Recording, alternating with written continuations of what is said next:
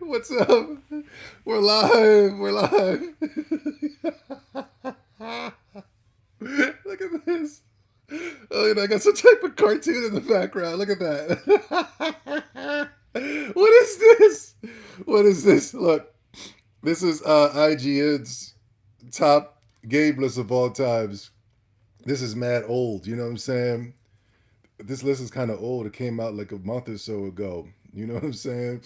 But the thing I wanted to talk about, is like, with every list, okay, I can just put my head away like that. All right, cool. Well, every time I see a top list from the Western liberal YT, media, they always got that goddamn Chrono Trigger as number one, and it pisses me off. It pisses me off because every time I play Chrono Trigger, I think this game is a piece of crap. I do not understand the hype when it comes to the Caucasian liberal, gaming media. I just Western gaming media. I don't get it. Every time I play Chrono Trigger, I don't like. Yo, Dot, what's going on? Every time I play Chrono Trigger, I just don't like it. And now I'm starting to think that the reason why people like the Chrono Trigger series is because there was somewhat of a twist to the combat system, and it wasn't just your typical traditional go back and forth. You hit me, I hit you JRPG. It was some of an act, even though there was that, but there was more of an active system that came with it, with the combat system. You know what I mean? I never liked Chrono Trigger, and I probably never will, man. Every time I try to play this game, man, it stinks. But anyway, I believe that this top five list is well overdue. I have been talking about JRPGs on my channel since my first video, going all the way back to 2008. My first video on this YouTube channel was I was talking about Final Fantasy VII, how much I love Final Fantasy VII, and Final Fantasy VII is the game that got me into the JRPG genre. I don't know. I don't know if it was. I really cannot remember going. Final Fantasy VII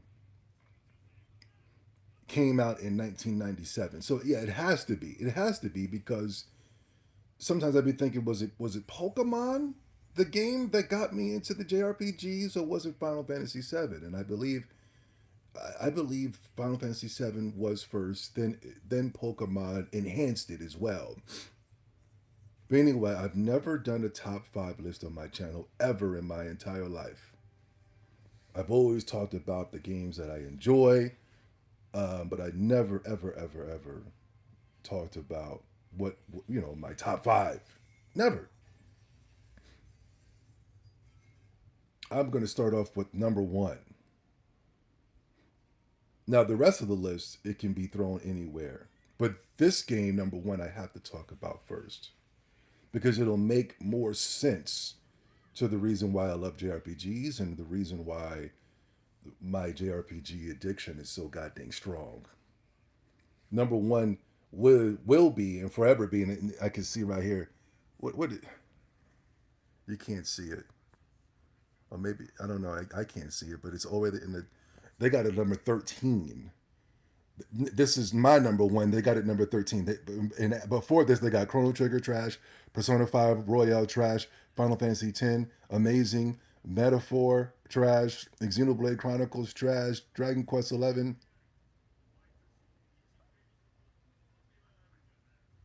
Dragon Quest 11 is dope. Earthbound, good. Suikoden 2, good. Pokemon Gold and Silver 2, good. The Legend trash. Octopath Travelers 2.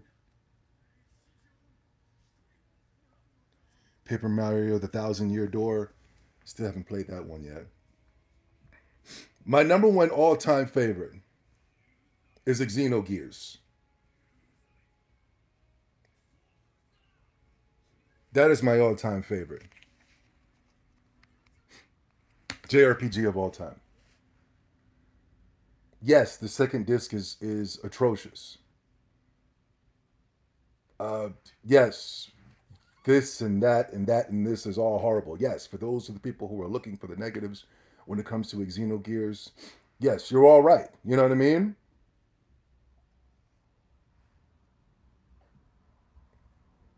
But me at a very young age playing in Xenogears going all the way back to 1998. Wait, did Pokemon come out in 98 or 97?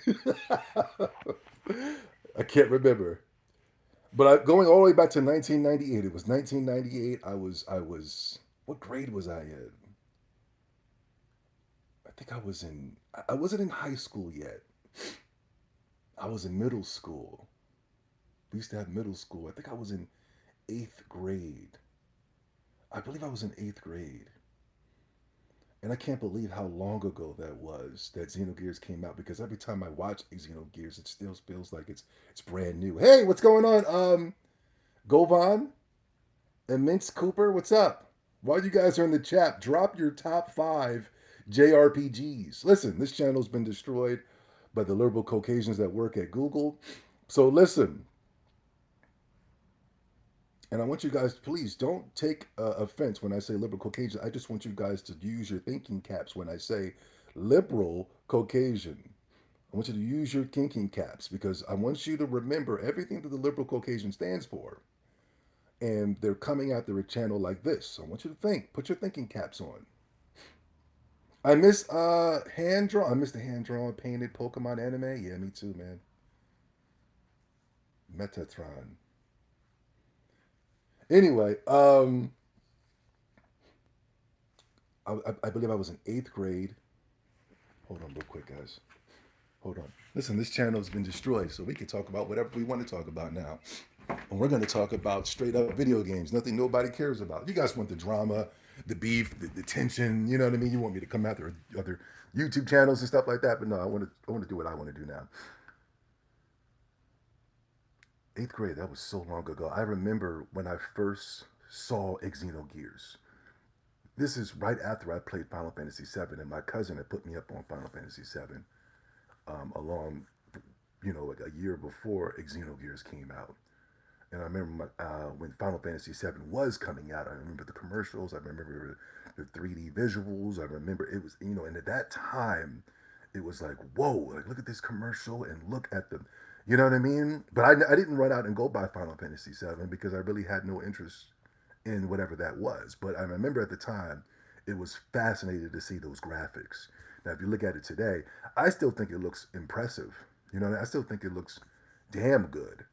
But you guys who are growing up on Crimson Desert and um, Cyborgian Punk and Grand Theft Auto and things of that such, you guys will probably look at that and say it looks crazy. But to me, when I look at that, I still feel like they still can't encapsulate that type of artistic style today. It would have been great if the modern Final Fantasy games was able to encapsulate that type of visionary excellence. What up, Zobi? Got the Vulture mustache, the Valtrumite mustache going on. Good to see you, dude. What's up, brother? Orphan Scion of Sorcery. Is that an anime or which top 5 games? We'll do top 5 anime next. Top 5 anime is next. Top 5 JRPGs right now. Let's go in the comment section. Listen, I can't believe this was so daggone long. I was so young. I was so brand new to the world. I remember as a kid, we used to go to Toys R Us, and I remember. I don't know if sounds weird, but you know, back then I kind of felt like we had our own thing going on back then. Like I could say that Final Fantasy VII was my cousin's thing. You know what I mean? I remember my boy. He used to play other JRPGs around that time, and that was kind of his thing.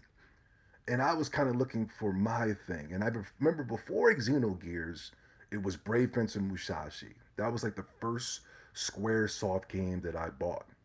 And I was like, oh, this is the company that made Final Fantasy VII. Let me get the Brave Fencer and Musashi. So I bought the Brave Fencer Musashi. And it was dope. And I love Brave Fencer Musashi. And I'm still mad to this day that I don't have a copy of that game in my collection.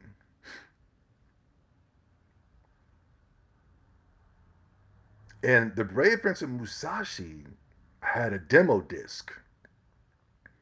And the demo disc, I remember it having Xenogears, but I didn't play it. I didn't play the demo.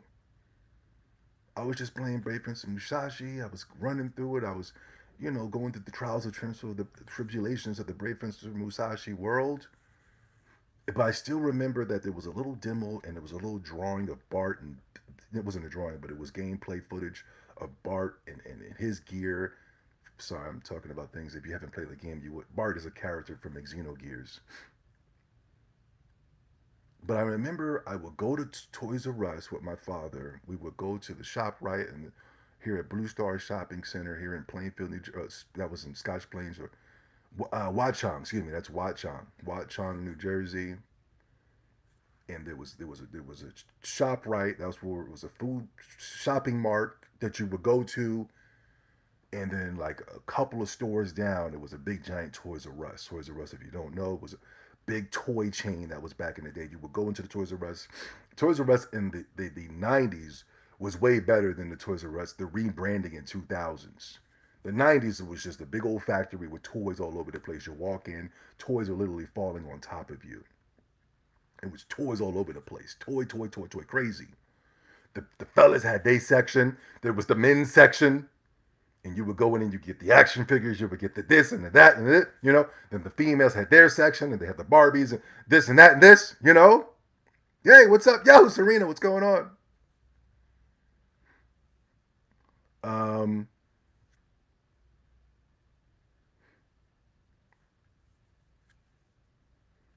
I would go to Toys R Us, and back in the day, you had to pull a slip. You couldn't just go up to the counter and say, "Give me Xenogears, go give me this game, give me that game, and give me this game." And before video games, I wasn't really too heavy with before video games. Before Xenogears, I wasn't really too heavy with video games. I played them with my cousin. It was a thing to do, but it wasn't. It really didn't become the passion or the artistry that I fell in love with today. Xenogears was that game. And I remember there were slips, and the Xenogears was a more expensive game than it was the other games.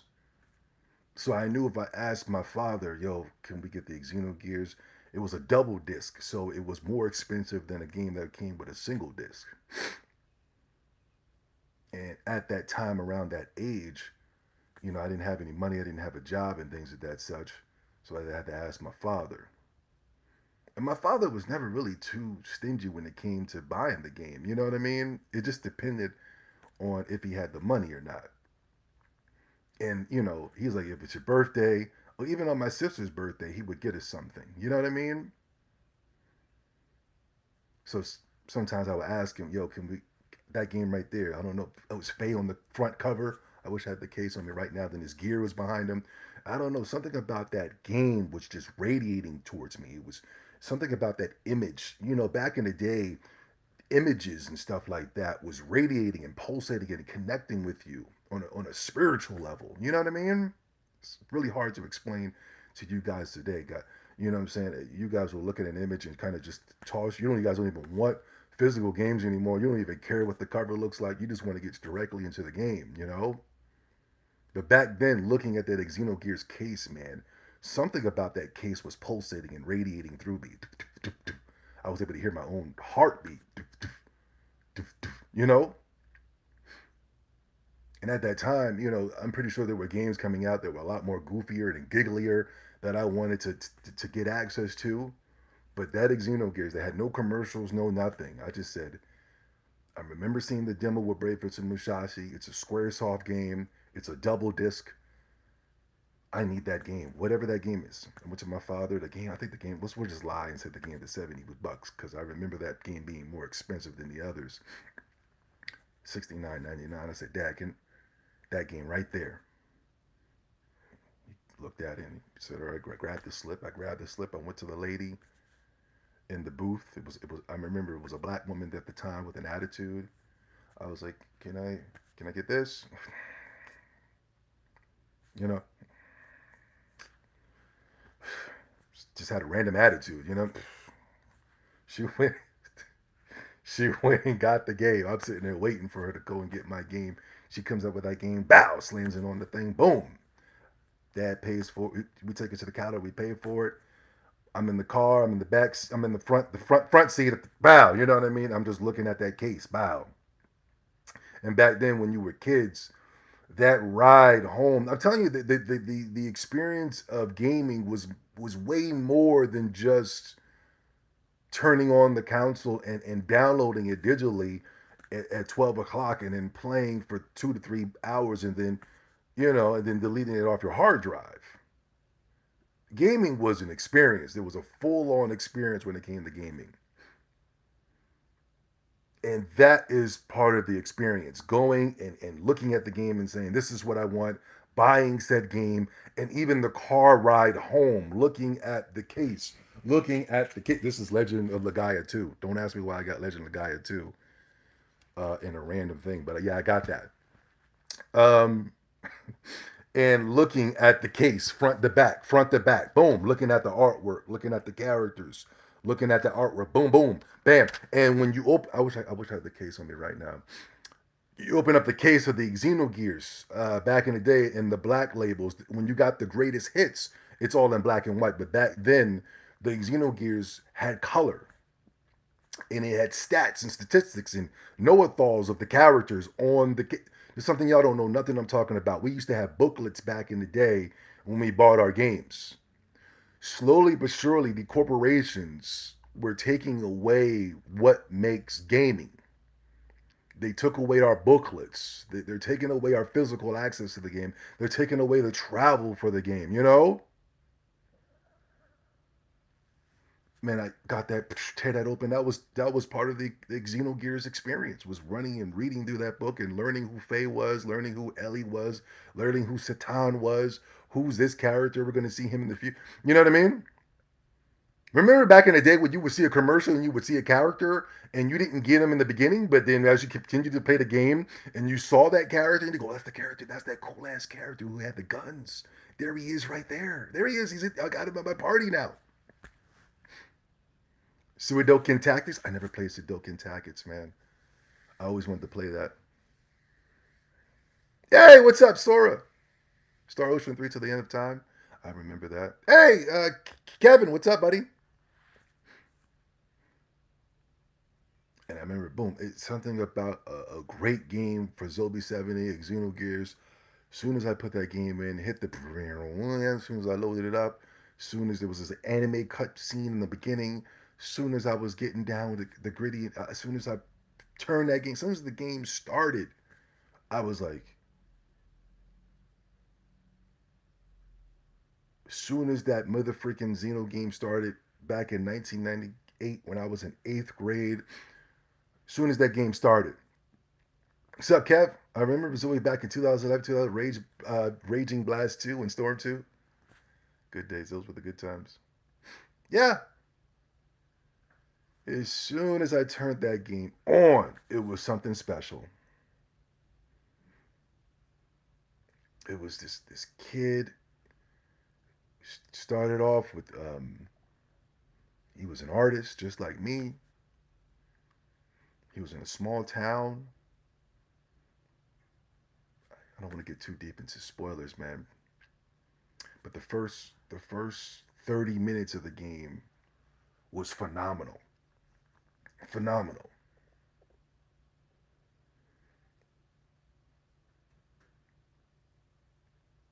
The first 30 minutes of Xenogears, if you haven't played Xenogears, the first 30 minutes hooked me. There were certain things that were going on within Xenogears that I was seeing for some strange reason was connecting with me. Sometimes when I look at dang, can I turn the green screen off? The hell? I had to turn beige. What is that? There we go. There's just certain things that you'll see in JRPGs. Like this is from the what is this from? What is this game called? I never played it before. Secret of Mana?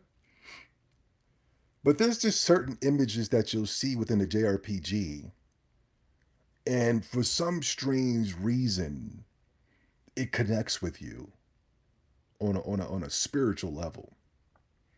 Xenogears is such a classic. Yeah, man. Play Resident Evil 9 Requiem. I was going to do a top 5 games of all time, and Resident Evil was going to be there, and I was going to take a major dump on the modern Resident Evil games. That'll be part 2. That'll be another game, top 5 games. Hey, Wisdom is here. Pokemon games back in the day were magical. We're gonna get into the Pokemon games as well. Makai Kingdom. I gotta put that down. I need to. I never heard of it. I think I've heard of it, but I gotta play it.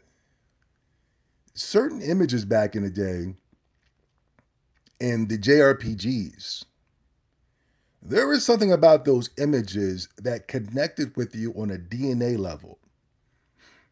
Japan,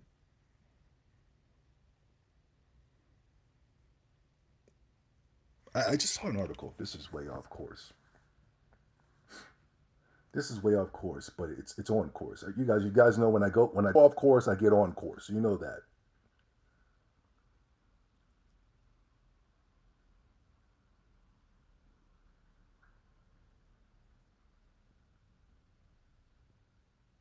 It's like you thought the screen you guys thought the screen pause for a second, right?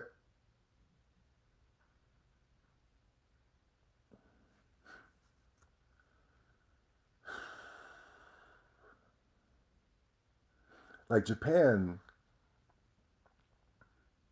they know something that we don't know.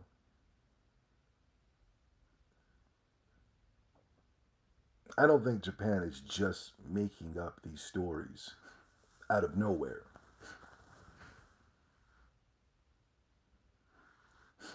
I just don't think it's just a random happenstance. I think Japan knows something that we don't know. Because, like I said, when you look at these JRPGs and you see certain things within these JRPGs and they're connecting with you on a level that's just so deep that it's spiritual. And as time continues to progress and as we get closer and closer to the end times and the fall of Western civilization, you start seeing things where you go, I knew it. I have done videos on this channel multiple times. I showed you a guy that did a fireball with his bare hands. Hadouken! He did a Hadouken with his bare hands. I showed you guys in my past videos. We talked about giants on this channel. We talked about aliens, Galians. We talked about aliens on this channel.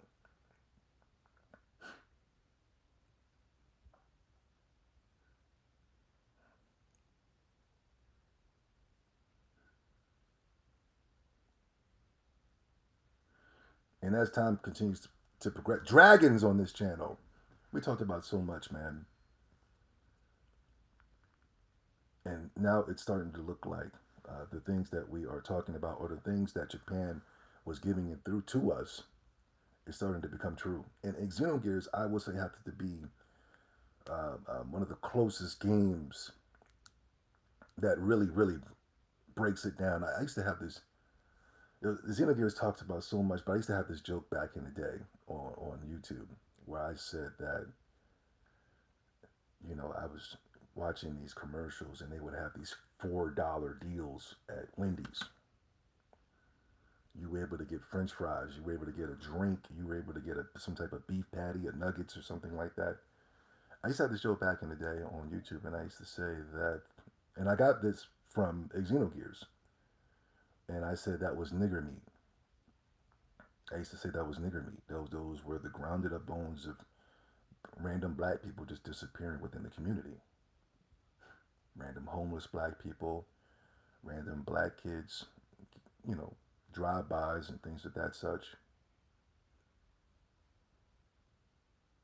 And Xenogears was talking about that. I don't want to get too deep into the spoilers. I want you guys to experience Xenogears the same way that I experienced Xenogears. And Xenogear taps into that. There is an epilogue, there's an episodics, there is something within the Xenogears. What sucks the most about Xenogears, hopefully in an alternate timeline, hopefully there's a way I can cross alternate dimensions and things of that such. where we can get the completed version of Xenogears. We was not allowed to get the completed version of Xenogears. This is a game that was created by Monolith Soft. They are the ones that are creating the Xenosaga, and the Xenoblade series today. I don't like them today. I don't like their games today, but a lot of people do. But I wish they were able to. Xenogears was an episodic series, and I think it ends on like episode 5 or something. Like Xenogears was episode 5, and there was episodes before Xenogears. You know what I mean? And Monolith Soft wanted to take that idea to Squaresoft. Squaresoft allowed them to create Xenogears because they've done such great work over there at Squaresoft. They're the reasons why Squaresoft was popping back in the 90s. They are. They're the reason why Nintendo is popping today. They do great work. But I really wish that we got a chance to see all of those episodes. I wish that we got a chance to see a completed second disc.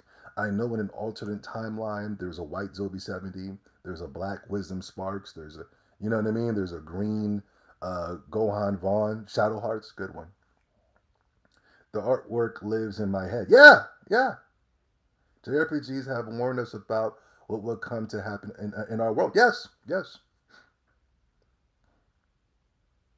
That's the reason why it's my all-time favorite series, genre is these JRPGs, Monolith Soft, Sakaguchi, Akira Toriyama.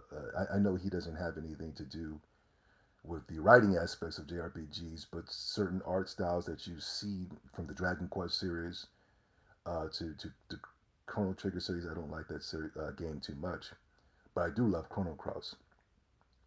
Um, this is all comes into play. And to get off course, I don't like the liberal Caucasian. And please don't get offended by me, saying liberal Caucasian. I just want you to put on your thinking caps when I say this.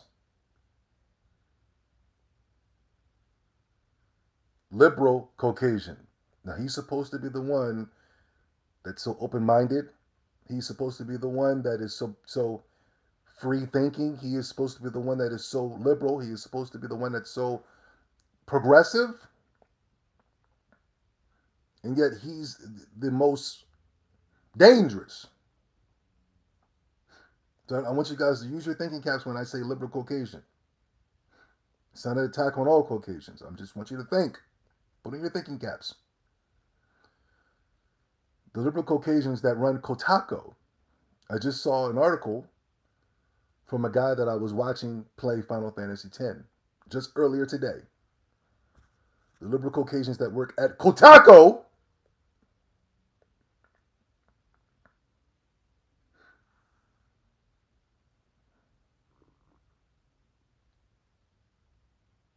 they came out with an article, and I don't give a damn about this game. I really don't. There's some game with Capcom that's coming out soon. I guess the demo might have dropped or things like that. So don't give a damn about this game. There's some type of little girl in the game. Little girl in the game. And Kotaku is creating articles talking about that this game is going to be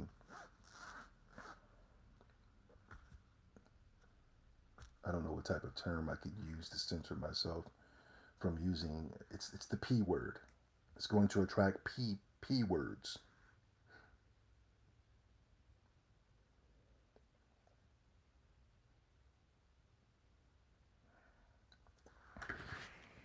They're talking about that. What's this game called, guys? What's come on? Somebody in the chat one, please help me out. It's called Pramagata. The game is effing horrible. I don't know. I don't know if it's good or what. I don't know. I don't give a damn about it. I'm a hater. I'm keeping it real. But Kotaku, but I'm not. I'm against the game, but I'm not against Japan. If that's what they want to create, Capcom wants to create it, then by all means, create what you need to create. It might be hot because I remember there were plenty of Capcom games I didn't give a damn about. And then I played them. And it became my all time video games of all time that we will get into in future videos. We will do my next video will be top 10 um, favorite video games. But right now we're doing top 5 JRPGs. Excuse me. Sorry. But yeah, I'm tired of the constant liberal Caucasian attack on Japanese media. Why would Kotaku? I understand it's for rage bait and clickbait and to get people riled up and things of that such. But I just think that is incredibly dangerous. That they would come up with an article talking about that they're concerned. We just talked about this in the last video. I just don't understand why they have so much concern about what we're consuming on an entertainment level, and yet they do not give a damn about Jewish ran pornography sites. If you really want to do something about the objectification of women, then why are these porno sites still open? Why is Instagram allowing women to show things that they're showing? Why is Twitter allowed to show women doing what they're doing? But when it comes to our video games, there's this constant in movies and entertainment, cartoons. People can't even people are not allowed to entertain anymore because of the liberal Caucasians' need to censor and destroy.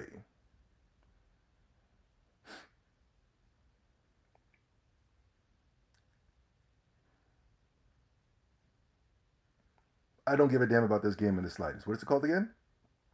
They said the game was making gamers want to start a family. They said.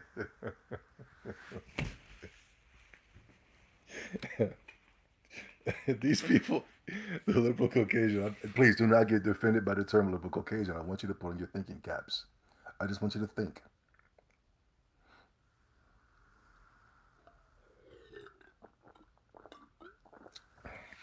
I want you to think.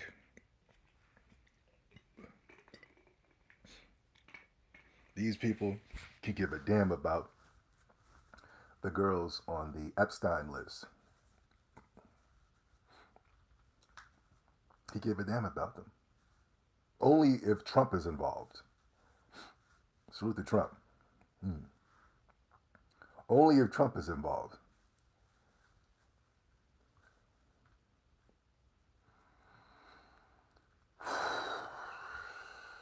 I didn't like that. I did not like that. That really angered me, pissed me off. Anyway, to get back focused, Xenogears, the imagery, the giant mechs, and I've never been a giant mech guy. I remember I used to watch Gundam back in the day. I didn't like it. Still don't really I don't participate in Gundam very much. I would like to create my own Gundam series where it can actually be entertaining. You know what I mean? I know a lot of people love Gundam, but for some reason I just can't get into it. Excuse my burping. But yeah, the first 30 minutes of Xenogears hooked me. There was so many twists and turns within those 30 minutes. It boggled my little eighth grade mind. And what makes it even what's it? There's no games today that even match that.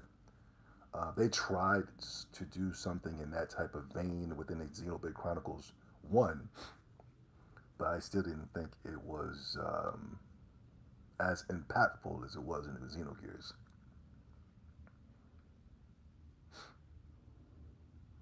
But going past the 30 minutes, there were still so many twisted turns.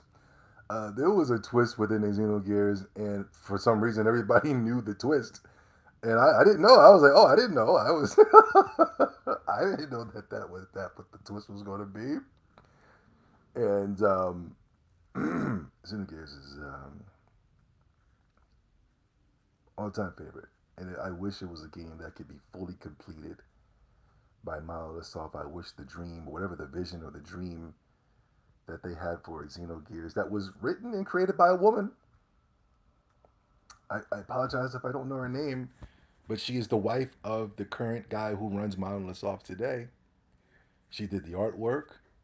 She was they both were into philosophy. They were into their philosophy books. Um, they were really going there, and I like her too. I think she quit Twitter or social media not too long ago to focus on her mom, or I think her mom's not very too well. She's a rebel. She's always fighting and kicking and screaming on Twitter. That back in the day, I haven't seen her in a long time, but I have a lot of respect for her and what she has done. I remember when they um, changed her art style in the Xenoblade Chronicles remake or something like that one HD remaster remake, and I was so mad because I like her art style, but everybody wanted the characters to look like little chibi bobblehead characters. Okage Shadow King. Japan hates when their art is tampered with. I know, and me too. I can't believe that with all the troubles in the world is going on, with pornography is running rampant. Your sister's friends are on OnlyFans. You can see your brother's sister if you're in grade school. You can see your brother's sister on OnlyFans. You can see what she looked like.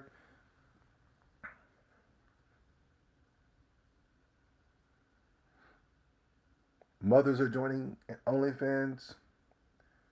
Actors are joining OnlyFans.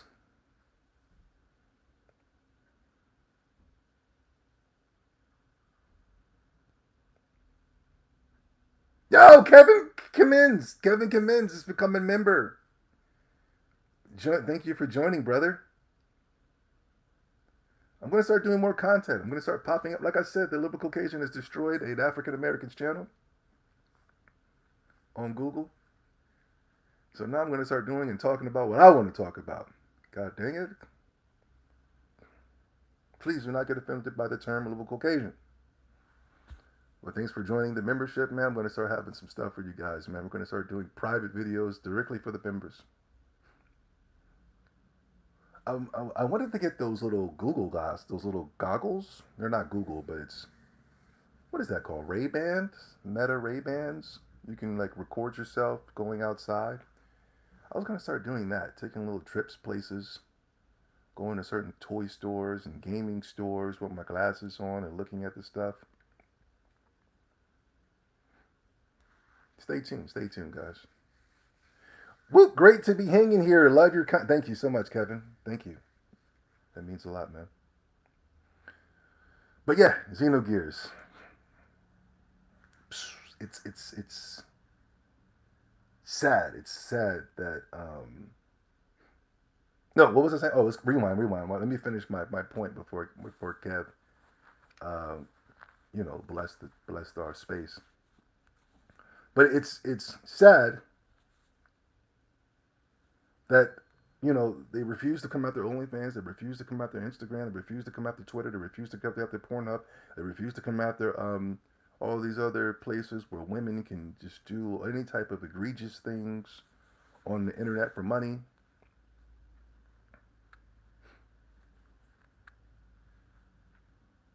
But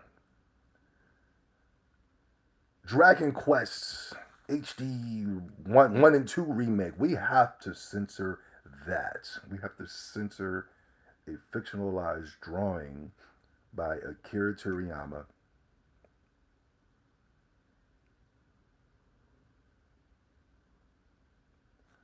We have to put some shorts on that girl. Remove the skirt and put some shorts on her. That's offensive.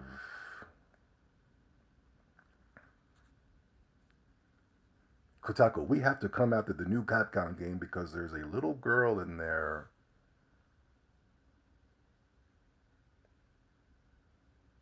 Meanwhile, they don't care about the Epstein files unless Trump is involved.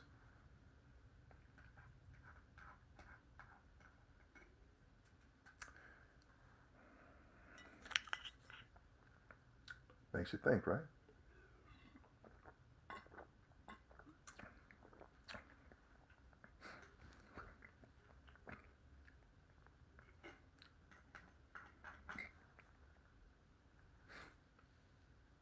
it's sad that we don't get great games like that anymore. It's sad that the last 20, 30 JRPGs that have come out, or remakes, remasters, and sequels.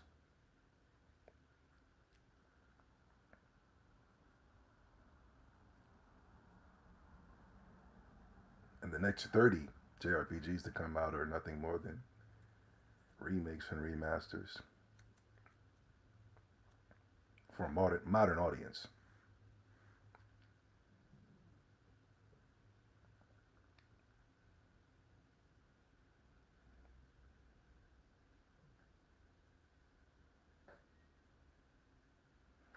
But Xenogears, number one. Now, somebody knows talked about um, another game that I think is the greatest JRPG of all time, and it was on IGN's list.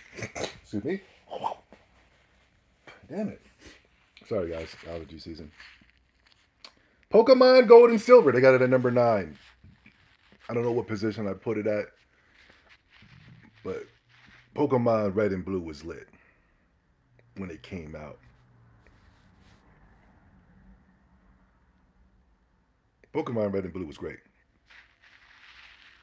But I remember when that Gold and Silver dropped, it took the game to a whole nother level. I think that game right there, bow, solidified Pokemon as this is a franchise that's going to be here for a very, very long time.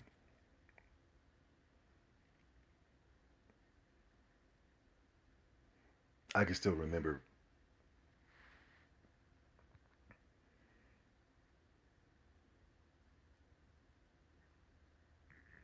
I don't know what year that game came out, but I remember I was a young man, very young man. This was after Xenogears, and my cousins and his friends, they're older than me, but I was kicking it with them. I was hanging out with them. I was still in the mindset of a child, while they're in the mindset of an older person. And hanging out with them, we did older things. And I remember when you went out with them, the older guys would force you to go talk to girls. Man, so stop being a bitch, man, and go talk to that. You know what I mean? And you're like, whoa, what? You know, they just put you on the spot like that. You know what I mean? Which is a beautiful thing. At the time, you're scared as hell. You know what I mean? Your heart is bumping out of your chest. But we need that. You know, as men, we need somebody that we could be afraid of to force us to go do things that we don't want to do. You know what I'm saying? At that very young age. That's a beautiful thing. That was beautiful. That guy couldn't stand my guts, but he was very proud of me whenever I would go. He's like, all right, Zoe, whole ass nigga. You know what I mean?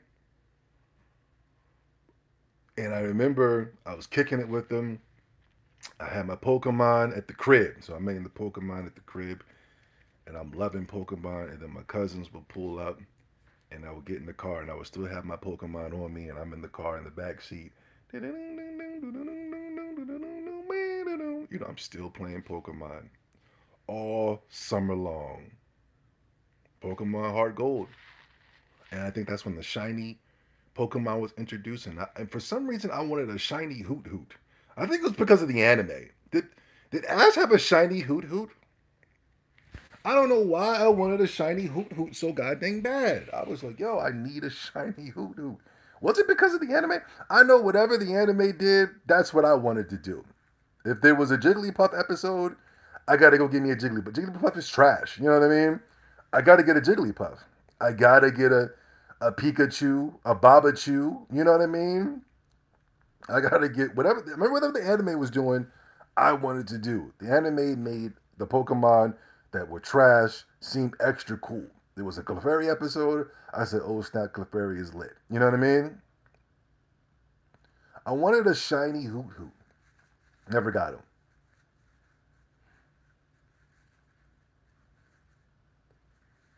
Generation 2 Pokemon took over the planet. Yeah, man.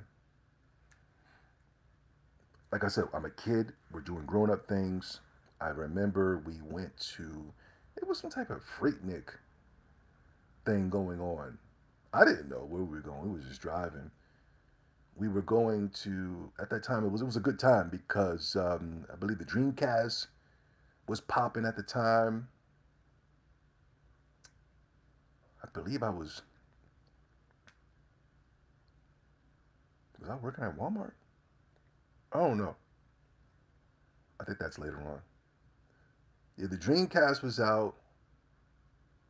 I had my Game Boy. I was mostly on my Game Boy Color though for Pokemon.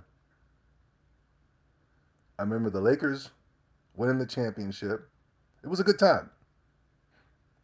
And I remember we drove to some type of Freaknik event that was in South Jersey or Northern Jersey. I don't know. It was somewhere where the water was at. I forgot what park in New Jersey that was. It was a while ago. But I didn't know it was some type of Freaknik event. And it was like early 2000s. And was it early 2000s? No, it was the 90s. I might be getting all my stuff mixed up because I remember I was kicking it with them. But I just remember we went down to South Jersey or wherever Jersey where the beaches were. It took us a while to get there. We got there and I was blown out of my mind because it was girls walking down the street and then there was guys pouncing on them, not jumping on them physically, but just like, yo, baby, yo, girl, yo. You know what I'm saying? And I'm just like, oh, man, what's going on, man? Where the hell am I at right now? It was wild. And I was like 15 or something like that. And I remember there was we're all leaning up against the car. I got my Pokemon in the pocket. Bow wow, you know what I mean? Can't wait to get back to my Pokemon. And I'm just looking around and we're all chilling on this random guy's car. And then across the street, this girl was just screaming out, "Yeah, my God, you know what I mean?" And I'm just standing there like, you know, and the girl was like, "Yeah, I can't remember, but all I remember was this girl across the street. She was calling for me. Then she came across the street, came up to me, and started running game on me. And I'm like this, you know. I'm like, what is going? I'm scared. You know what I mean? And I fumbled it. I was young. She was older than me, and I remember, the girl kind of. She didn't walk. I remember she was still in the vicinity, but I fumbled the thing, and like all the dudes, I didn't know these guys, but they knew my cousin. I remember they was like, man, how old is you, man? They were just mad. All the dudes was just pissed off because at this event, all the dudes was pouncing on the girls, but then this random girl, she steps to me like, yo, you know, it's on. You know what I mean? And I'm like, I remember she was touching my chest, and I'm just like, you know, I'm tripping. You know what I mean? And the dudes, the older dudes, they were pissed. And I remember they were like, "Oh man, how old is you, man?" And I was like, 15. And it was like, "Oh man, this dude needs to be back." What did the dude say? He said, "I need to go back home and wash some dishes." I was, it was, it was so bad, yo. Dude that owned the car, he had dreads. It was this dark skinned dude. He was big. He was like, "Yo, man, get off my car. Stop leaning on my car." He was so mad. All the dudes.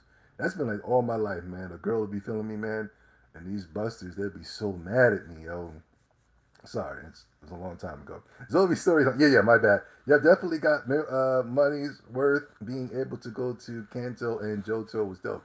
Yeah, man, that blew my mind. I didn't know that. I beat the game. All of a sudden, another map opens up. I didn't know. There wasn't no YouTube. There wasn't no IG. It probably was. I used to go on videogames.com. That was GameStopper. Um, and I think it was around that time. That was the stop. That was the place I used to go. I didn't know anything about IGN until YouTube. Not until Greg Miller and Colin Moriarty, those guys started giving games not tens and nines and trolling their way to fame at that time and overhyping up the PlayStation 3. But I didn't know anything about a damn IGN, not at all. I knew GameSpot, I knew Game Pro magazine, I know the PlayStation magazine and the Xbox magazine, Dreamcast magazine, but I didn't know anything about IGN.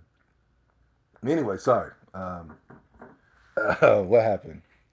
Yeah, so I remember we went to that, and then we get in the car, and I'll get back to my Pokemon.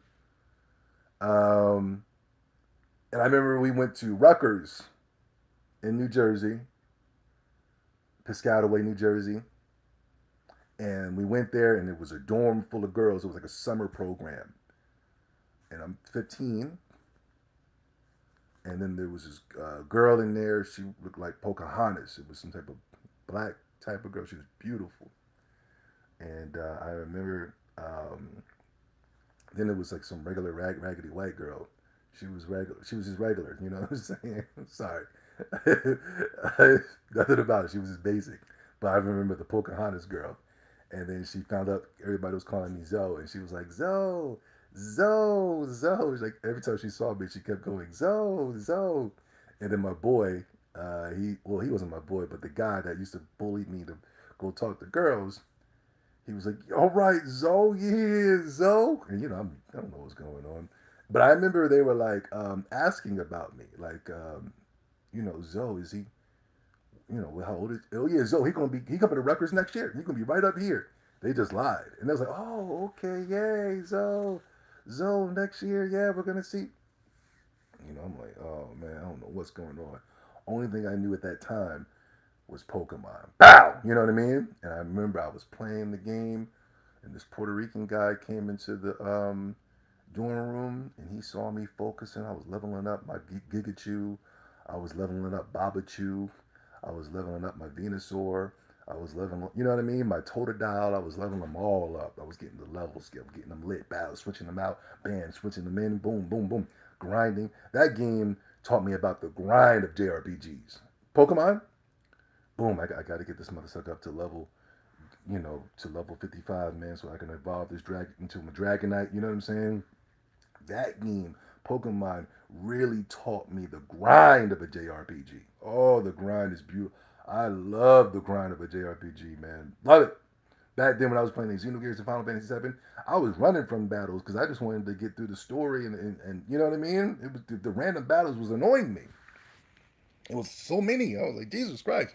Then I got to a boss in the Xenogears, and I wasn't properly prepared for battle. I wasn't leveled up right. The beauty of JRPGs teaching you. JRPGs be teaching. You lost this battle. I had to start the game all over again because I was in a certain situation where I couldn't grind. I had to start all over. But it was a great game, so I didn't mind. And I lost. But I didn't give up.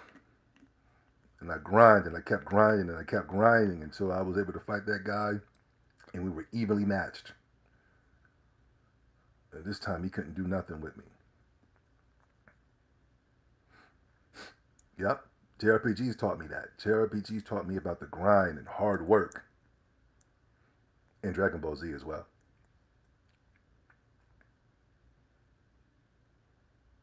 But yeah, Pokemon. I remember the Puerto Rican kid came into the room. Sorry to get back to my story.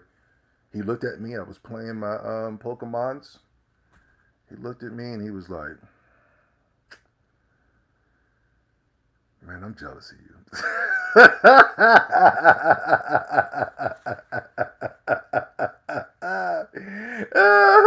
Sorry. And this is back in the day. This is back in the day where with everything you did, like if you was expressing yourself with anime, video games, Pokemon, like at that time, you couldn't do it. Nerd culture is cool now. You know what I mean? Nerd culture, you can be a nerd and do all those things and you don't have to worry about the trials and tribulations that come with it. But back at that time, man, if you weren't, Diddy, if you wasn't on some Diddy type stuff, you didn't have the newest gear, if you didn't have on the newest this and the newest that, and you didn't have on the name brand, and I could have had all those things, but I wanted my money to be spent on video games, cartoons, comics, and you know what I mean? I didn't give a damn about all that, even though I had some cool stuff. Um, but I wanted my money to be spent on toys, video games, and entertainment. But I remember the Puerto Rican dude. He gave me the greatest compliment, and I think by him doing that at that age, um, because I was doing it on an unconscious level, just playing Pokemon and not caring what anybody thought. A kid 15 years old, that's kind of old to be sitting around playing Game Boy games, you know what I mean? But now we're in our 40s playing it. But, 15 was considered a joke. Like, oh, man, come on, man, that's a game for children. Um, and but I think that Puerto Rican guy, by him saying that, brought it to a conscious level where to say, like, you know, me embracing what I'm doing made him jealous because it made him go, I wish I can be as comfortable as you are sitting there playing Pokemon at Rutgers University with all these girls sitting here playing in your afro. The girls are still messing with you and you're playing Pokemon. I can't do that. And I think that right there, now that I'm sitting here and I'm going through some type of therapy session with you guys, I think that right there has given birth to Zoe 70, what made me go, I, I don't give a damn. I don't give a damn what anybody thinks. You know what I mean?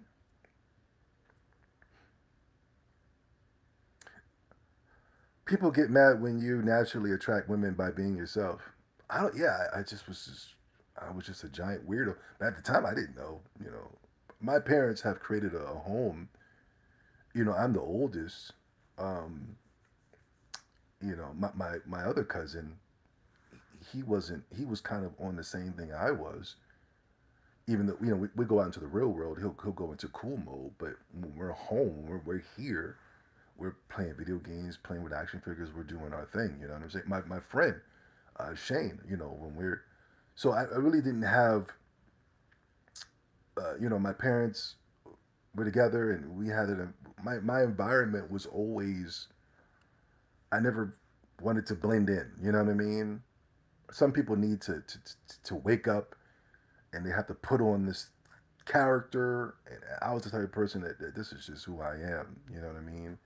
Not until I got older, I realized I was weird. You know what I'm saying? I was like, oh snap, I'm weirding people out. So I have to kind of censor myself a little bit in my older age because it can make people uncomfortable.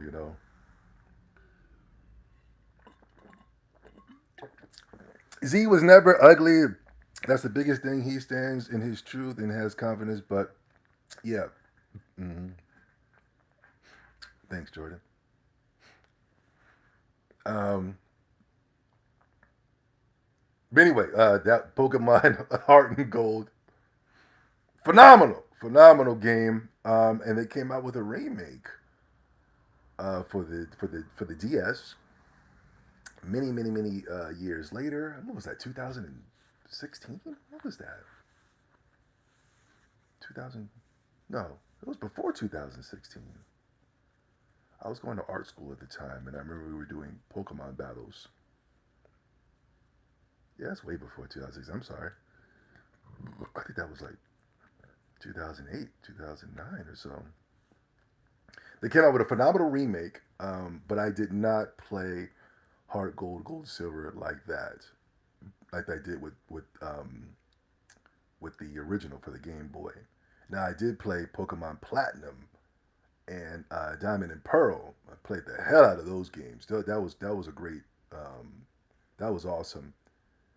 And Black and White and Black and White 2, I played the hell out of that. I played the hell out of Pokemon X and Y. Pokemon X and Y, that's when we had Wi-Fi, um, and we would have battles. It was Anime Fan. It was me. It was Thundershake. It was Frozen Magma, and it was my boy Kev. And the battles were so intense. We hated each other. We hated each other. We were with each other every single day on the headset. We were playing Naruto Storm. Those were my guys. Those were my guys at that time. And we would play Naruto. And then at the end of the day, we would play Pokemon X and Y, Omega Ruby, Sapphire. Get our teams together. And I'm trying to tell you, it was the most funnest, stressful. It was so stressful. It was so fun because you want to win. You know what I mean? And we're doing double battles, and your person is on your team, and your boy got to bring it. And we had this dude named Scuba Steve, and he used to have water Pokemon with fire attacks, and it was enraging. Anime Fan would literally say "F you, Zobi." Yo, it was real. It wasn't a joke. I was a winner. I was constantly winning, but it was stressful because I had to continue to keep winning. We talked so much smack, so much hatred, so much venom. It was fun. That was so fun. Hey, say Slides in the house. What's up, buddy? I think that right there might have started. It was the beginning of the Discord days when Sly started coming in, Blandrew, Ghost. It just evolved. That hatred and venom evolved into that. And we just all hated each other on Discord. Sly would curse you out. I would curse you out. It was it didn't matter, yo. Wow, it was very intense, very brutal, but it was fun. Very fun times, man. Everybody got that work. Everybody. Me, it didn't matter. If you were white, black, green, purple, you got it. You got it. Solo, yeah, what's up, Solo? My boy Solo was there. It didn't matter. Everybody got that work. And we didn't lighten up. We didn't lighten up, we tightened up. We did not lighten up. If we saw that you had a weakness, that weakness was going to get attacked every single day. Come on, guys, lighten up. We didn't give a damn. My Blandrew, we attacked Blandrew. We attacked everybody. Guy Gamer got that work. People who were mad cool. What was the Caucasian kid's name? Gambino. We made him run. Gambino didn't want no work, no smoke, but we just found a weakness and bow. Good times, man. Those were some good times. Anime fan. Anime fan. He got the work. I remember he left. Anime fan left because he was getting that work. They were Googling up his personal information. I was like, damn, Trexter. Trexter used to come after me. He wanted to murder me. I didn't like a movie that he liked. And ever since then, he said, I want you to be eliminated. Yeah. Oh, that was fun. That was fun. Anyway, that was number two, Pokemon. Number three. Let's get through this real quick. What was number three? Final Fantasy VII. That was the birth. That was the birth of my JRPG journey. Final Fantasy VII, and that's the reason why I despise the Final Fantasy VII remake. Um, at the time, I was going hard at Final Fantasy VII, and I think that's what caused the Liberal Caucasian to come after my channel.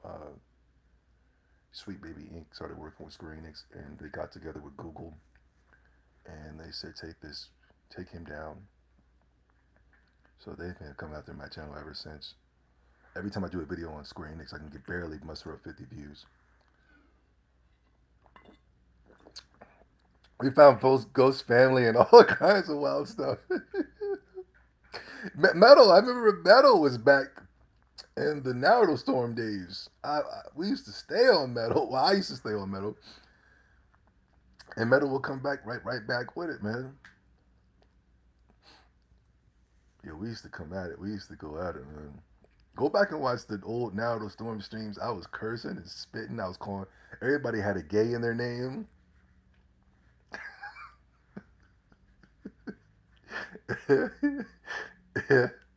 Oh man, we can't do that stuff today. The liberal Caucasian. Don't get offended by the word liberal Caucasian. I just want you to think. When you think liberal Caucasian, he's supposed to be a certain way, but for some reason he keeps coming after African Americans and Japanese when they express themselves in an artistic form.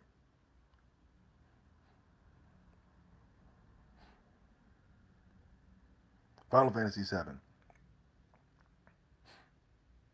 Yeah, man, that was a good one. I despise Final Fantasy VII remake, rebirth, reimagining, whatever. I don't like it. I hate it. I hate it with all my passion. I don't have many hates in this world. I don't hate anybody, but I hate Final Fantasy VII remake. I can't stand that it's not a turn-based JRPG. That really pisses me off. I can't believe that it's some type of Devil May Cry action beat 'em up. That's ridiculous. I can understand that this was some type of Final Fantasy VII spin-off, Kingdom Hearts or something like that. Even that's unacceptable. But still, it's like I cannot believe what they did to Final Fantasy VII. I told Square Enix that game was going to be a goddamn bomb and a flop, and then Square Enix came out and admitted and said, "Man, these sales for the Final Fantasy VII are just not meeting standards." I told him. And at the time, everybody, I swear, man, I'm so goddamn advanced. I'm so 10, 20, 30, 40 years. I've said this before on my channel for many, many years, man. I'm so 30 years into it advanced. I can see things 30, I can see things better than the damn eagle. An eagle, the eagle can be flying in the sky and see a little mouse scurrying to the land. He can pinpoint that thing. Boom, he can catch that goddamn mice right before the mouse makes his next decision. I got better vision than that. I was able to predict the downfall of gaming many, many years ago, and people wanted to tell me no, gaming is the best it's ever been, the fastest selling, the fastest selling, the fastest selling. I said, guys, you're getting tricked off of illusions. These are magic tricks. Nothing more than a modern day Truman Show. It's a joke. I could see past all this illusion stuff, man. I'm like Neo in the Matrix when he was finally able to see the ones and the zeros and everything was all green and all the ages was in front of him. And when the agent started punching, he started dipping and dodging and flying and shit like that. That was me when it came to gaming. I was the Neo of gaming.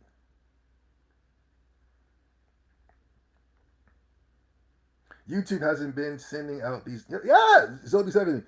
YouTube hasn't been sending out these notifications. You're right. The liberal Caucasian is coming after you. Yeah. Yeah.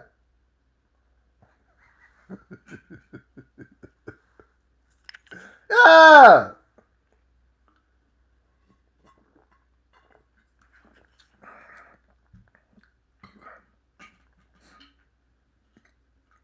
Are we live? What it do, bro? What's up, dude? False God. I can see all the NPCs. Nothing scares me. Yeah, you can see it, right? You can see things now after this channel, man. You can see things that you couldn't see before.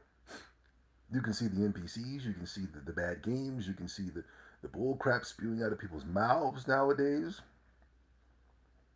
Before me, I couldn't see it.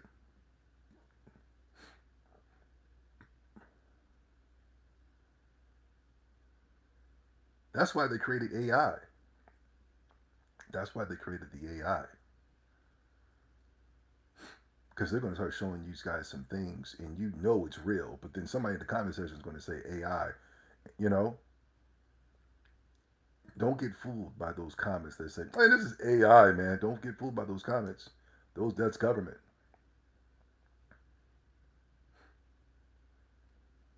I don't give a damn if it's Optimus Prime fighting in New York City. That's real. Don't get confused by don't get confused by that comment. It's real until further notice. You know what I mean? I don't give a damn if it's two cats dancing and doing the latest dance moves. That is real until further notice. False God, what's up, dude?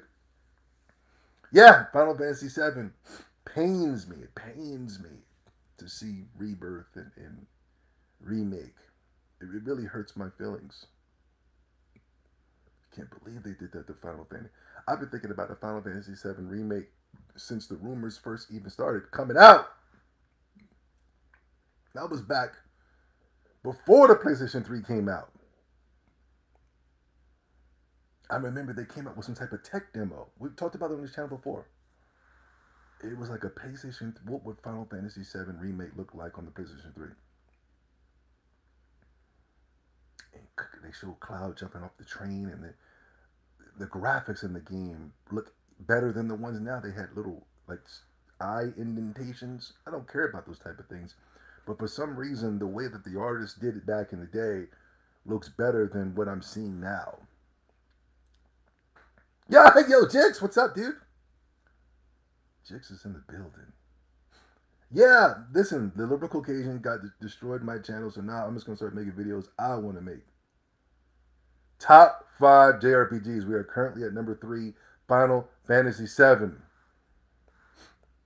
I've just played Final Fantasy VII no less than 3 or 4 years ago. Ran through it, beat it. Phenomenal game. Great combat system. The materia system is still great to this day. Characters were phenomenal. Sephiroth was amazing.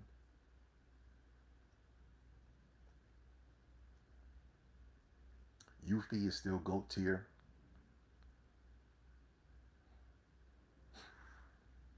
I love that game. I love Final Fantasy VII so much. It's not my own time favorite, but I love it.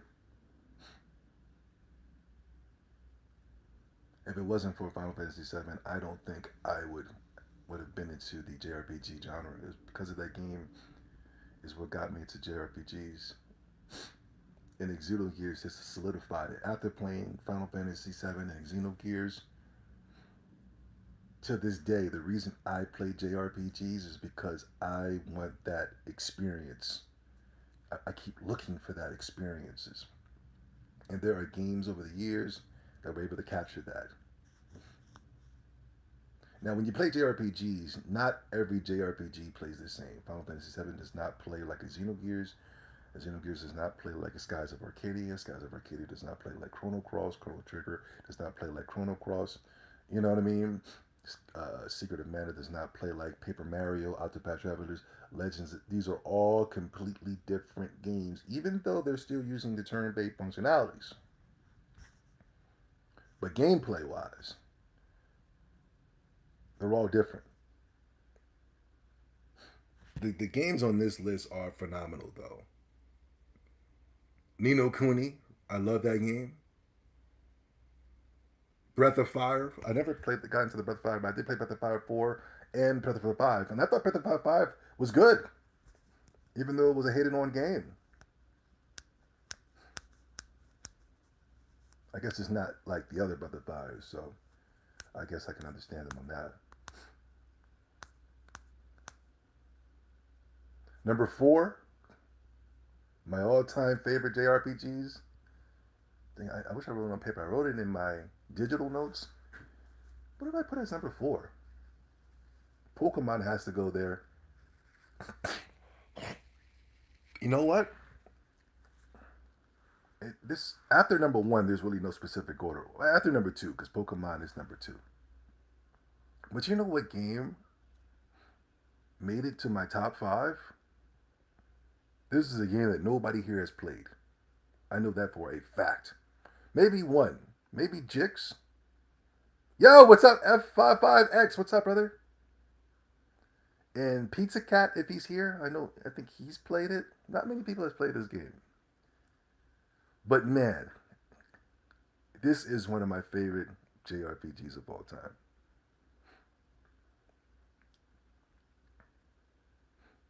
No, it's with Pokemon and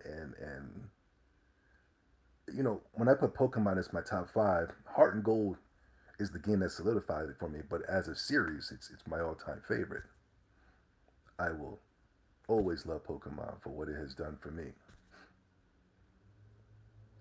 This is a series as well, so can I really pinpoint on which one is my favorite? Maybe I can go with the first game, but I like all of the games, and I specifically liked the last one that just came out, the fourth one. And they just announced that a new one was coming.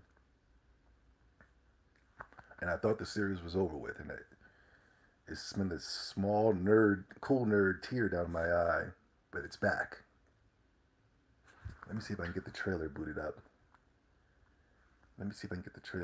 While we wait. Currently watching One Piece. Hold on real quick, guys. Give me a second. Let me find the trailer. But this is my all-time favorite JRPG that I believe nobody here has played. Phenomenal JRPG. Phenomenal. Like I said, in the comment section below, put down your top 5 JRPGs. And maybe if I see one and I go, that was a good one. That was a good one. Maybe if I see your comments, Yokai Watch 3. Let's go, Jix. I knew you liked it, Yokai Watch. 3 was lit. I didn't finish 3. I finished the game. But, you got to collect, the yokai. I did almost a 100% run on Yokai Watch 1 from the Nintendo Switch. Hold on, guys. We're going to talk about Yokai Watch, man. But let me find this trailer. Yo, this is one of my favorite JRPGs of all time, Yokai Watch. Oh, my God. Wow.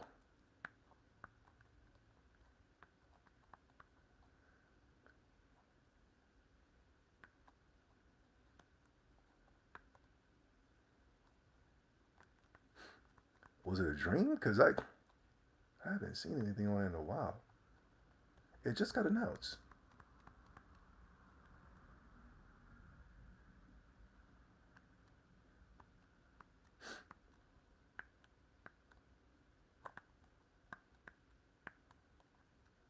It was.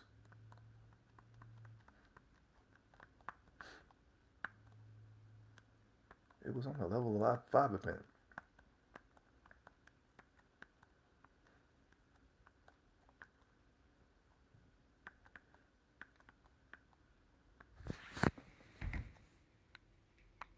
$12 ago. Okay, here we go.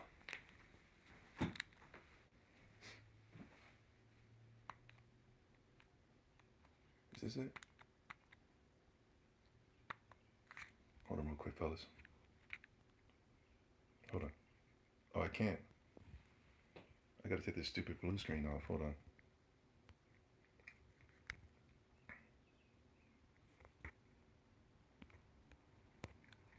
The hell?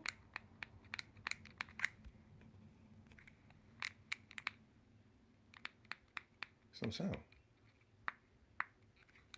Oh, there we go. Here it is right here. It's got the level 5 art style. This is like AI though.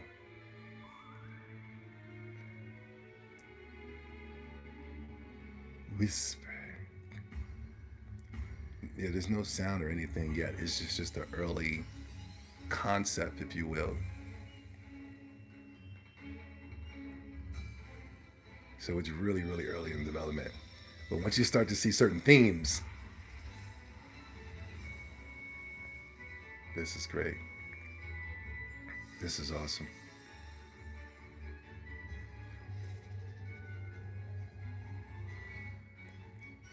I'm excited. This is all they showed.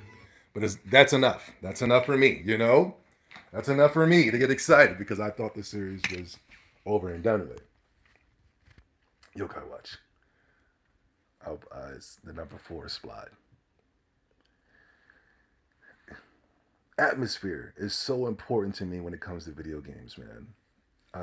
I really love when I play a video game and the atmosphere is so good that it sucks you in to the point where you start to become part of this world.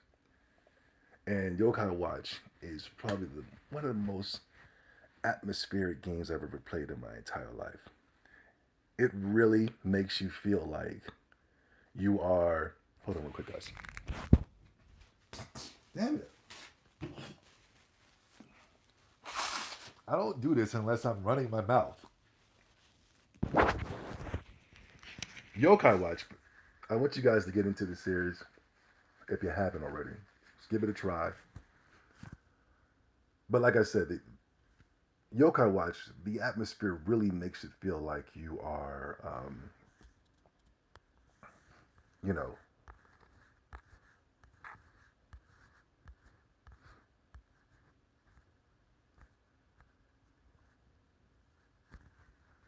you are living in Japan, modern day Japan, and it's the summertime, and you got those little cicadas going on,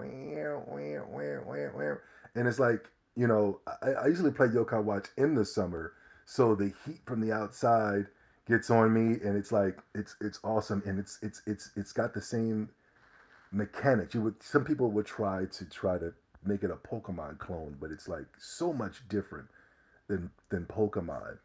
Yes, you can capture the monsters, but even the capturing of the monsters concept is so different. And I don't know if this was the first game that had this system, but I would just say the first JRPG I can recall that had this system and made me like this game was Final Fantasy 13 2. I'm pretty sure there were games before that had the system, but I just can't remember. Now, I was watching. The reason I didn't get into Yokai Watch until later on because I remember IGN put out a review and they were somewhat bashing the game, and they gave it a low score. So I kind of was just like, I don't really need to go rush. And I would go to the GameStop and the game would be on sale. And back then they used to have Yokai Watch memorabilia. You could buy the watch and things of that such. And I wish I did today because I'm such a huge fan. At the time I was just like, I'm in my 30s. I don't think that's necessary.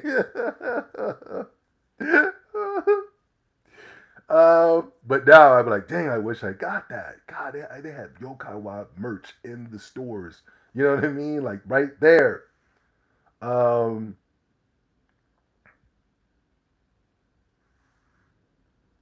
so Yokai Watch had that Final Fantasy 13 2 combat system, whereas you would beat up the monsters, and how you beat them up, was kind of an RNG type thing. You know what I mean? It wasn't like you just throw the ball, boom, and you just kind of wait and you get the health down low and you throw the ball and things of that such. Yokai Watch did it in a way where it was like, you kicked that monster's ass so good, he's gonna join your team.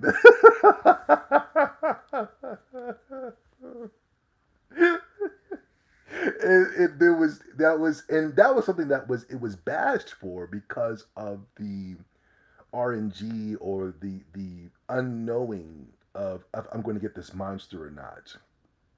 And for me, that's the fun. You know what I mean? Like that's fun for me is to be like, I didn't get him because you have the concept of if you didn't get him, you have to go back and fight him again, and you're putting that grinding aspect to it. You know what I mean?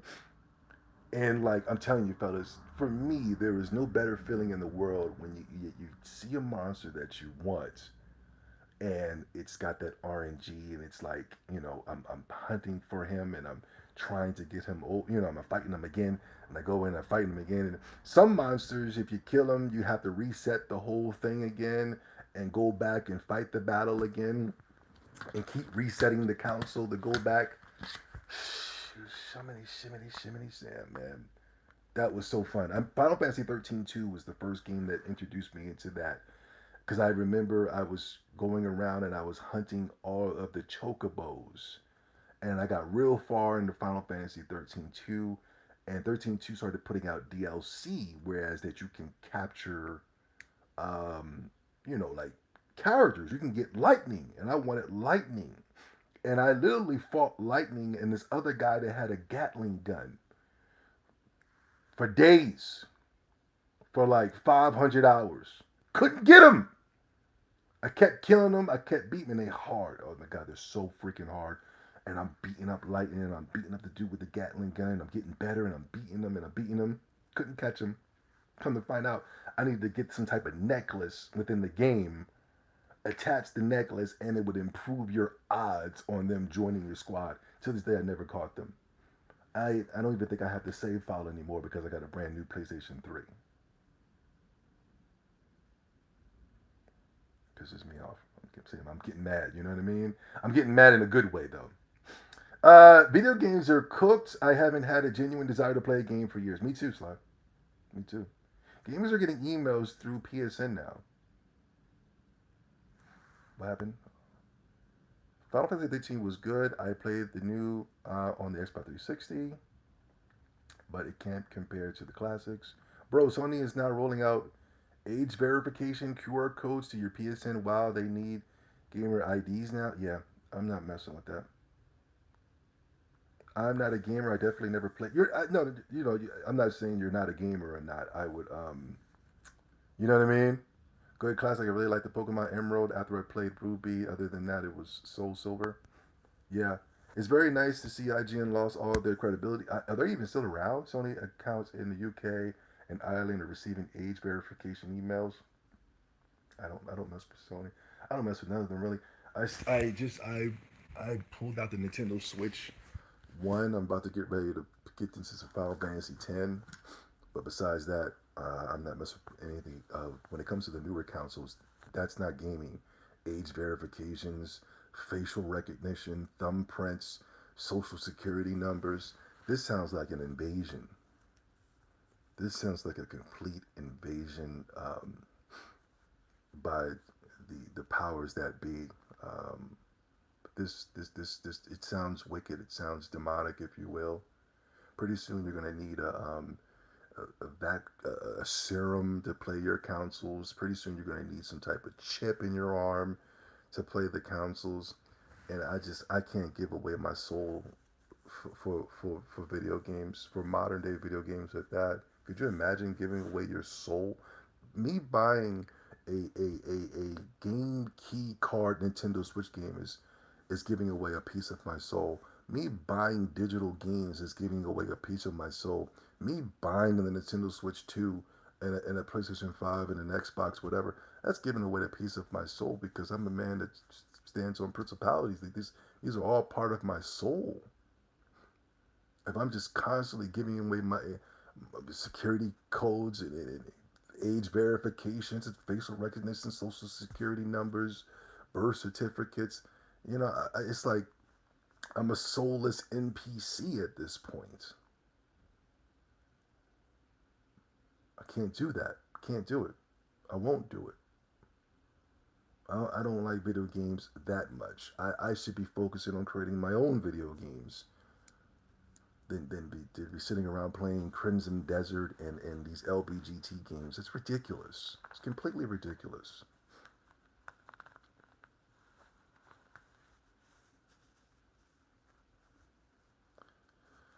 I also bought myself a new Nintendo Switch One. Lots of Japanese stuff on it. It's a bunch of games on the Nintendo Switch One, man. With the Nintendo Switch One alone, you can, what hurts my soul? I just turned on my Nintendo Switch for the first time today, and I had to do some update. It forced me to do an update. I couldn't play my goddamn console unless I did this update.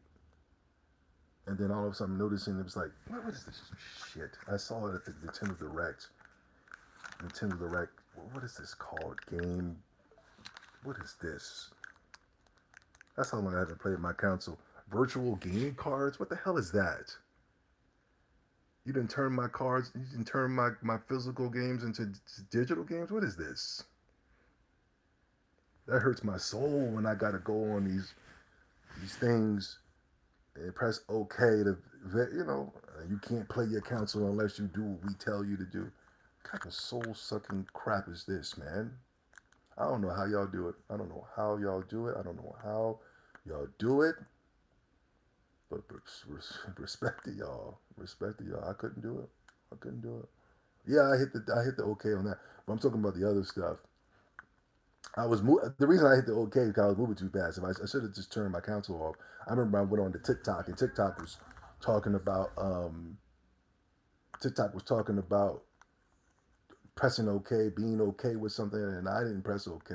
I swiped the thing off and I ejected TikTok up off of my I ejected TikTok up off of my watching. Oh damn, never mind. I was gonna show you guys what I was watching. Breath of the Wild has made sure that I had to update. Yep, there are some small game stores who are no longer accepting Switch 2 game key cards.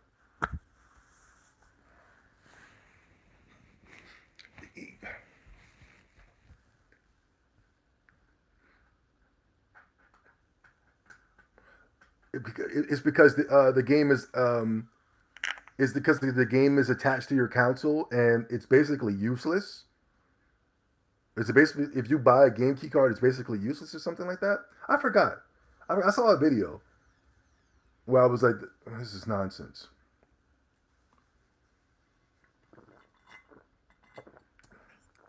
Aren't they locking people out of their consoles and stuff like that with the Switch 2? I remember this a while ago, but people got real quiet. Maybe it got quiet or I just don't give a damn. How do you feel about the announcement of Neo Geo to be released? I don't know. I didn't grow up on the Neo Geo. Oh yeah, but Neo Geo has a lot of just like Govan said. Neo Geo had a lot of cool hand drawn fighters, a lot of hand drawn games. But those hand drawn fighters on the Neo Geo were phenomenal to look at and to play. What was it, Soul Blade or something like that? The King of Fighters, all types of kooky and quirky games. But I didn't know there was an announcement. But would I buy it? I don't know. But there's a lot of great looking games for the Neo Geo. Phenomenal looking hand drawn games. Beautiful. Yokai Watch. So with Yokai Watch, it had that system where I thought was, in my opinion, is a lot more fun than Pokemon. The when it comes to the demon collecting aspect, and they evolved it with Yokai Watch 4. Now it's not the same. If I can remember, now it's the same, but it's different. Before you would just beat the yokai up, and if you did a good job, sometimes you could throw some food at the yokai, its favorite food. Like certain yokais have favorite foods, and you can throw. And throughout the game, you'll get these drops of snacks and candy bars, vanilla sundaes. You know, the game is out there, but you guys have to play Yokai Watch. Such a well-rounded game, um, and you would throw the snacks the thing and he'll eat it and be like, oh, that was great. Or sometimes these little orbs will come through the screen and you got to use the thumb pad, the whichever, you know, the tap thing and tap it, boom, boom, boom, and it'll give you an extra boost on collecting certain demons and stuff like that. And then, you know, the yokai will come out to you. But I'm trying to tell you, man, you sitting there, you sitting about 5 hours going 5 hours deep trying to get the Super Saiyan looking the Super Saiyan Sasuke looking character. I don't know. It's Venat. Where my Yokai Watch fans at? There's a Sasuke looking character. And then like he's in Yokai Watch 1, right? This game is lit, yo.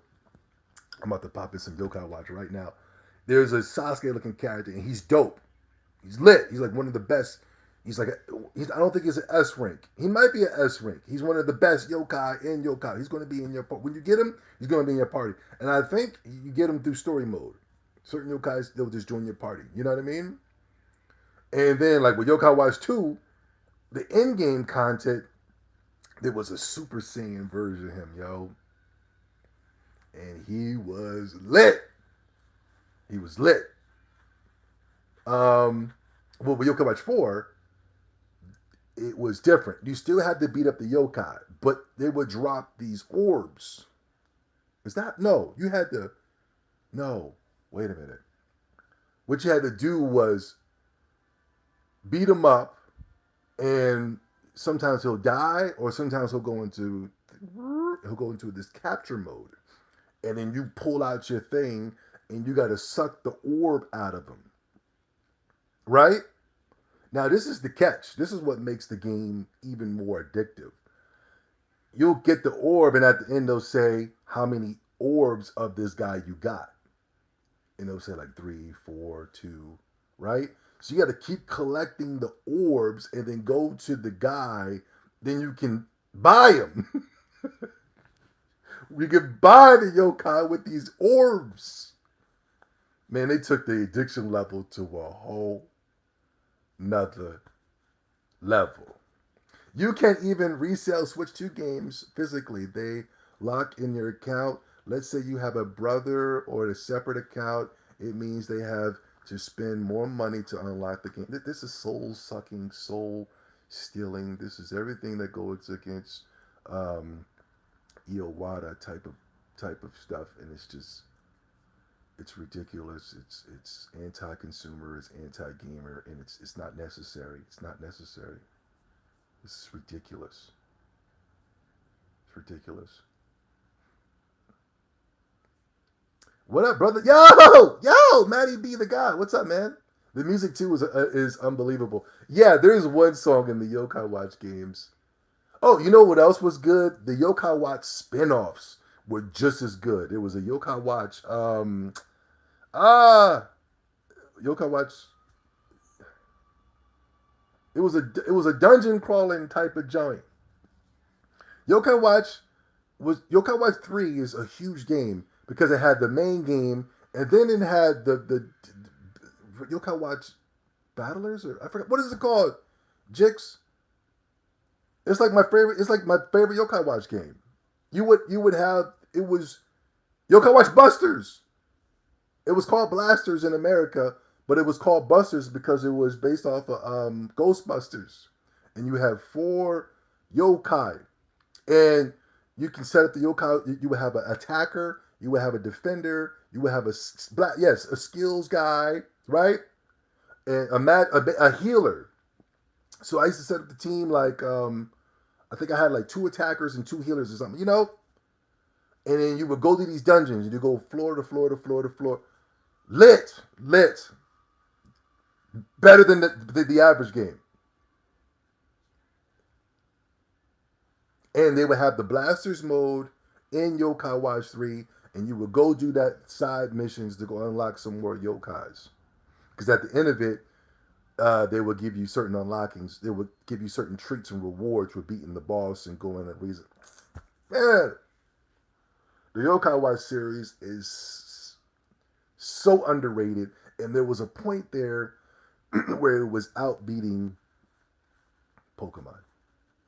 It was a point there where it was outbeating Pokemon. But Yokai Watch, and the reason I love level 5, I will always have a soft spot in my heart for level 5. they they made the mistake of trying to evolve with the audience. And I love that. I love when certain entertainments can evolve with their audience. Okay, when Yokai Watch came out, you guys were kids, but we're going to evolve. Now, with the later yokais, everybody's grown up, and not only that, the monsters became a little bit more scary, and it lost base with the younger audience who loved Yokai Watch because the monsters were scaring them, the teeth and the fangs. The kids were getting scared. Mm-hmm. I thought it was cool. With Yokai Watch 4, you had the blend of the old school yokai and the new school. It was lit. Yokai Watch 4 is my favorite game on the Nintendo Switch. That, Breath in the Wild, yeah. those are the only ones I don't have physical. I do have the physical, but they came out with Yokai 4 plus plus, amazing DLC. I don't have that physical. Number five. I don't know anything go with number five, man. Skies of Arcadia.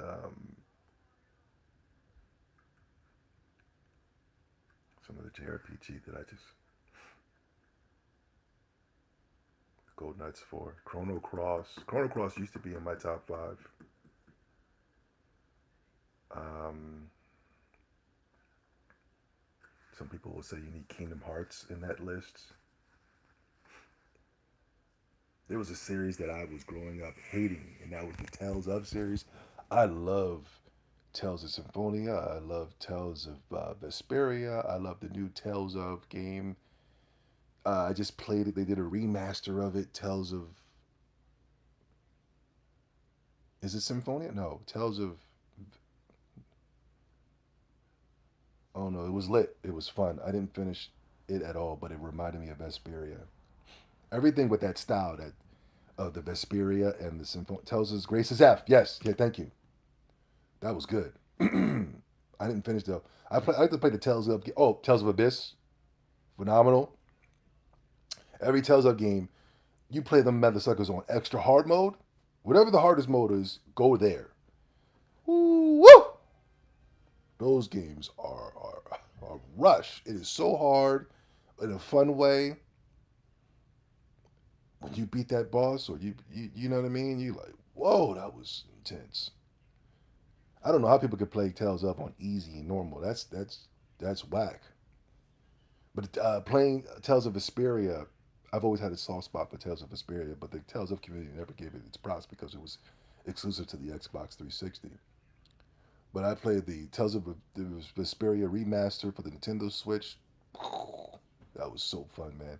I really enjoyed how they just didn't like each other. They all hated each other on that, and it was very reminiscent to how we were a team on Discord. We were a team on the Narrow Storm. We were a team on this, um, but we all hated each other. We didn't allow any outsiders to come in and being cocky and being braggadocious. We would all stop our hate amongst each other to come after that person. Oh, it was beautiful. And it's the same thing with Tales of Vesperia. So that's another game I could put up there. Dragon Quest 11 was a phenomenal experience. Dragon Quest 8, one of the best Dragon Quest games of all time, can go in the fifth spot. Final Fantasy 12, a game that I did not like.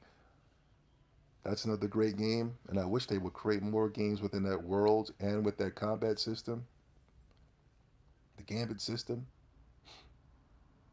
Final Fantasy Tactics, Final oh, Tactics Ogre, Let Us Clean Together. That was phenomenal. Fire Emblem Awakening for the 3DS. Oh, woo! That was phenomenal. Persona 3, Persona 4, Persona 3 FES, Persona 4 Golden. Phenomenal. What else, guys? What else, guys? Tactics Advance 1 and 2, phenomenal art style, hand drawing, especially the Game Boy Advance one. Phenomenal art style. Beautiful sprites. I finally just beat Persona 3 after 10 years. Persona 3 is very good.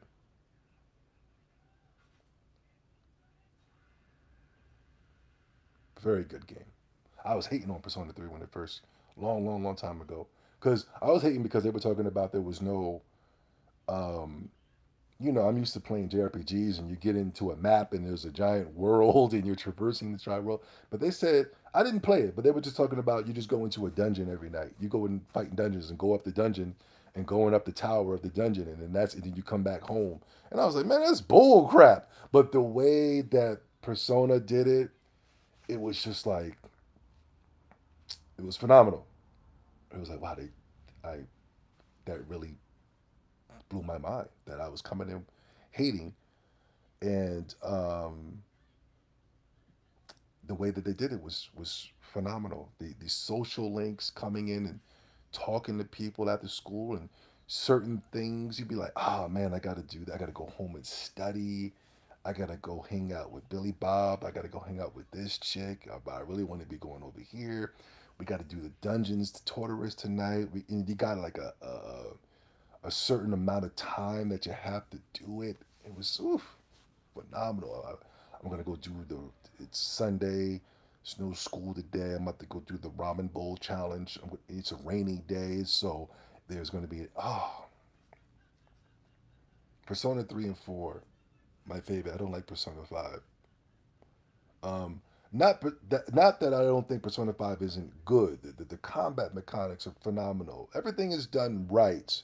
It just felt like more of the same, but just with the Catherine. Excuse me. The Catherine art style. You know what I mean? But Persona is definitely up there as the top JRPGs of all time, 3 and 4. Um, Nocturnes, Jimmy got me. Oh, and the music in the Persona games. You're usually used to the orchestrated music, the fantasy music when you're playing your JRPGs and things of that such. You got the um, um, what's the guy that did the Final Fantasy? He's did the Final Fantasy soundtracks. He's phenomenal. Nobu Omamutsu, phenomenal, phenomenal. One of the best. Forget just video game music. He's just one of the best artists, composers ever, ever. One of the best. And his name is not up there, which makes me sad. You got the guy that does the Chrono Trigger music. He did the Xenogears soundtrack. He does the modern Xenoblade soundtracks. He does great work. Um, but Persona, it was able to mix, hip hop, American black culture, and it was able to mix the jazz and some of that techno blend, and phenomenal, phenomenal job. This is way off subject, but I had this question in my head. You know, when you hear the music of Persona, when you look at video games like Jet Set Radio and Jet Grind Radio, is that you would believe that that's Japanese culture? Is that Japanese culture? When you look at Jet Grind Radio, the spray paint, the hip hop music, when you look at the music in the Persona, the deep, is that Japanese culture or is that American culture? Quickly, I need somebody to answer that right away. PSP was oh my god, the PSP was amazing. PSP was amazing for JRPGs, and you had access to play your classic PlayStation 1 games. Imagine if you could play PlayStation 2 games. I'm pretty sure they did some type of PS2 ports, but I can't remember. I don't think they did. I know they did a lot of PlayStation 1s. The Valkyrie profiles, Persona 3. Persona 3, okay. Yeah, they took Persona 3 and they condensed it to the PSP, and it was still phenomenal. The Japanese worship American black culture. I know from the experience. See, you would think that Jet Set Radio, Jet Ground Radio, the Personas, the hip hop, the Street Fighters and stuff like that, when they would play the techno and all that, you would think that that was Japanese culture.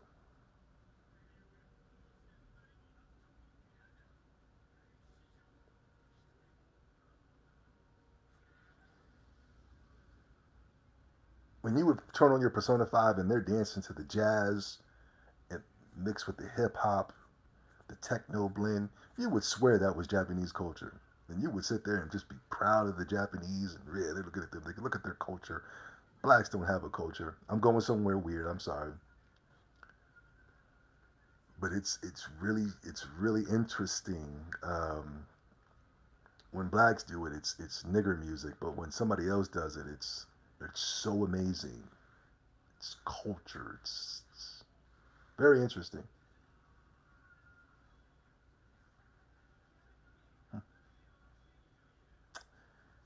It is beyond. It was beyond its time, way ahead of test at the time.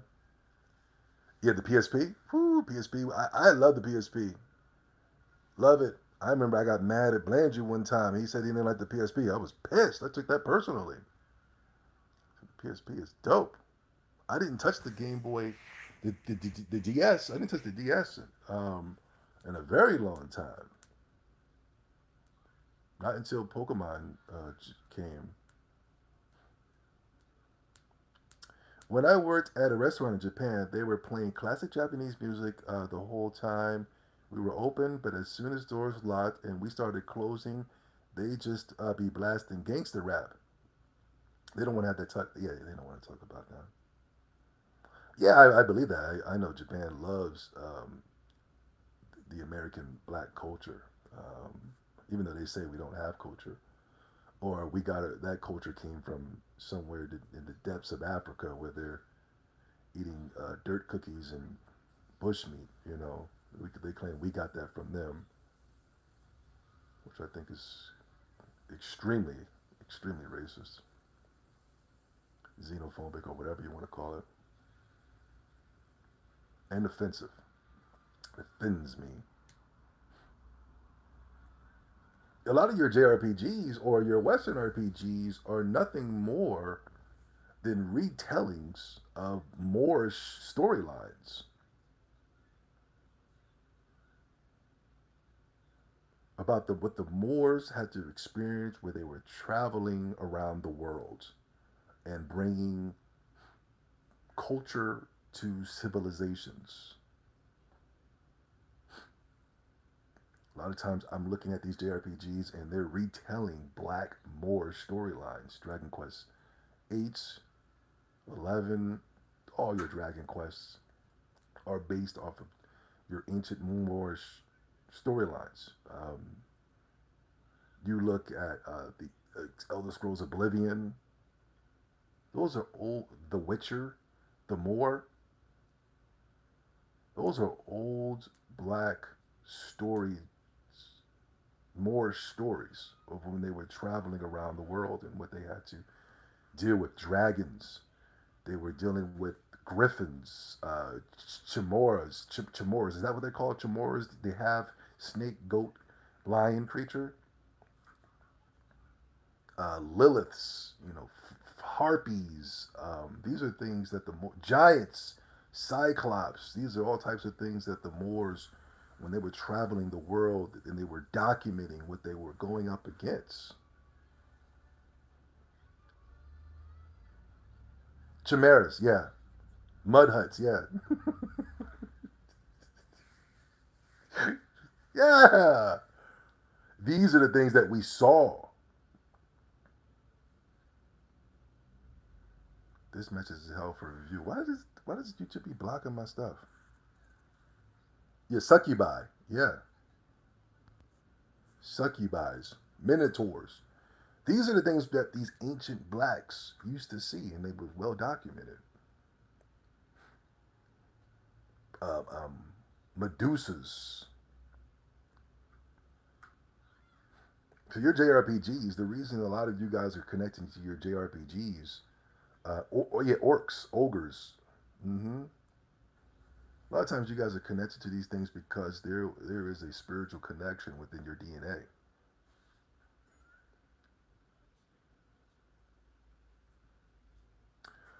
Number 5, my all-time favorite JRPG. These are the creme de la creme. These are the ones that I could recommend and say, hey, you grab this JRPG. I could do a whole top 10, and we will do a top 10. Listen, the liberal Caucasian has banned this channel. Do not take liberal Caucasian in the wrong way. I just want you to take those two words and you go, I thought the liberal Caucasian was progressive. I thought it was okay to be black and you can speak your mind and do things like that. Why would the liberal Caucasian do that? I just want you to think when I say these things. I need you to put on your thinking caps.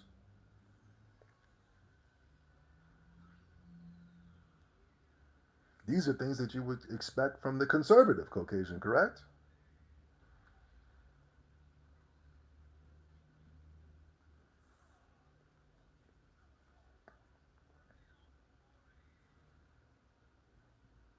Number five, Final Fantasy X. Till this day, the best combat system I've ever played in my entire life. When I first played Final Fantasy X, I hated this game. I hated it. Square Enix really wanted you to see how much they've advanced, and they wanted you to sit through a goddamn cutscene. You would literally go from point A to point B, walk straight down a straight line. You would fight through a couple of monsters, and then you get to the end, and then boom, there was another cutscene. Walk from here to here, cutscene, and it was just like they wanted to show off the voice acting. They wanted to show off Titus talking. They wanted to show off the graphics. They wanted to show off this, and it was really infuriating me when I first played it. But then I gave Final Fantasy X a second chance, and when I did, this was back. I was very young. That was my first apartment I ever bought in Arizona. I was paying $300 for a studio apartment, and it was lit. It was lit. I couldn't enjoy it though because I just got out of a relationship with the first girl I ever fell in love with. So I just kind of felt lonely, you know. But when I think back, I go, man, if I was the person that I am today, I could break up with a girl today, and it'd be nothing. You know what I mean? Psh, whatever, you know. Back then, when you're young, you break up with a girl, you be like, oh my god, oh. You know what I mean? I'm sorry, let me not say nothing. Some ex girlfriends might watch, and I'm not saying it ain't nothing. I still got love and respect for every single one of the girls that came into my life. You were all important to me. But I remember, boom, I was like, you know what? I need something to do. Let me pop into Final Fantasy X. And I remember at the time, I used to go to GameStop all the time, and I bought a Full Metal Alchemist game. That game was trash. I don't know what game. I just remember seeing the anime on Toonami, and the anime was like lit. You know what I'm saying? So I said, "Yo, I'm about to go to GameStop to get me a game." I saw the Full Metal Alchemist, and I was like, "This game's trash." I think I bought Dark Cloud at that time. That was cool. Dark Cloud 2. But the game that really had me zoned in, it was the game that I already had in my collection, and that was Final Fantasy X. Once I started to get through the whole talking and the walking from point A to point B, the cutscene and things of that such. Final Fantasy 13 had the same exact thing, and it got brutalized for that. You know what I mean? But Final Fantasy 10 for me, it was missing. First of all, you played about 3 hours until you unlocked the JRPG mechanics, which is ridiculous. Another thing that really triggered me about Final Fantasy 13 was that there were no towns. There were no towns. There was no inns to sleep at. There were no merchants to go talk to. There was no village people to go talk to. It was just like, and from what I heard, those things were supposed to be implemented within the game, but due to production time, money, and things of that such, they had to cut all of the towns and things of that such out.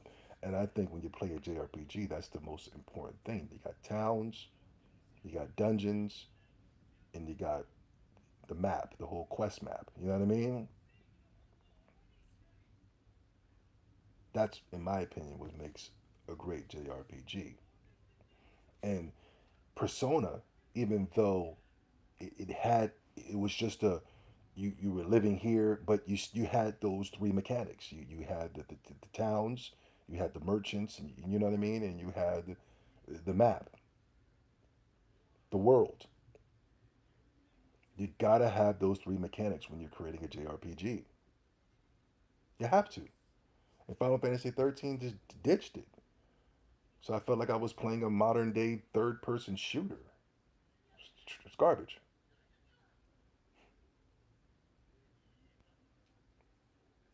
Final Fantasy 13 was missing a lot of things, and the game didn't feel free until way late in the game when you get to be get to yeah stepped. Even though when the game opens up, I still think it sucks. Everybody says that the game gets better when you get to the part, but it still stinks.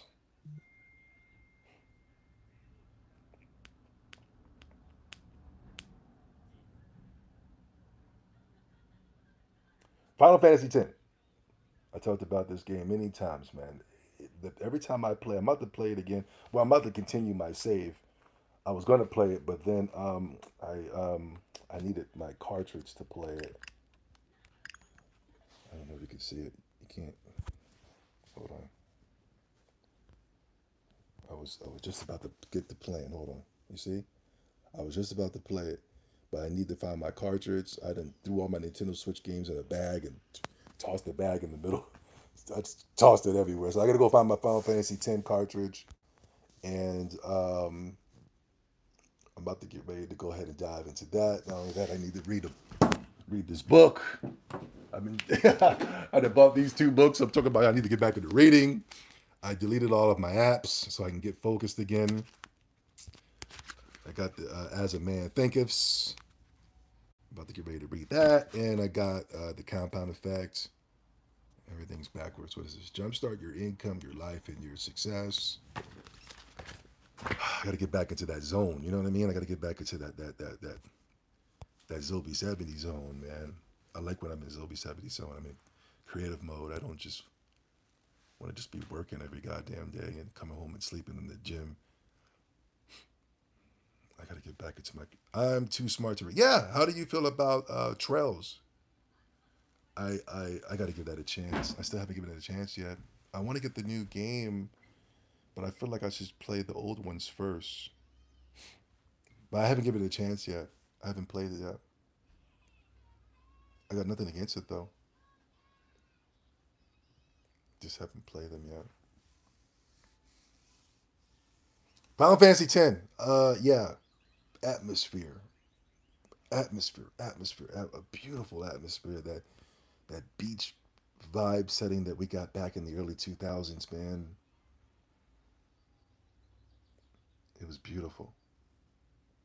And what's crazy about Final Fantasy X, like it's such a beautiful world with that whole beach vibe setting. Now there was multiple different settings, we know that, but when you think about Final Fantasy X, you think about Titus in this new world, in that beautiful setting. Um, but what's crazy is that it's a sad world. It's so sad, but you can't really tell because of how great the atmosphere is.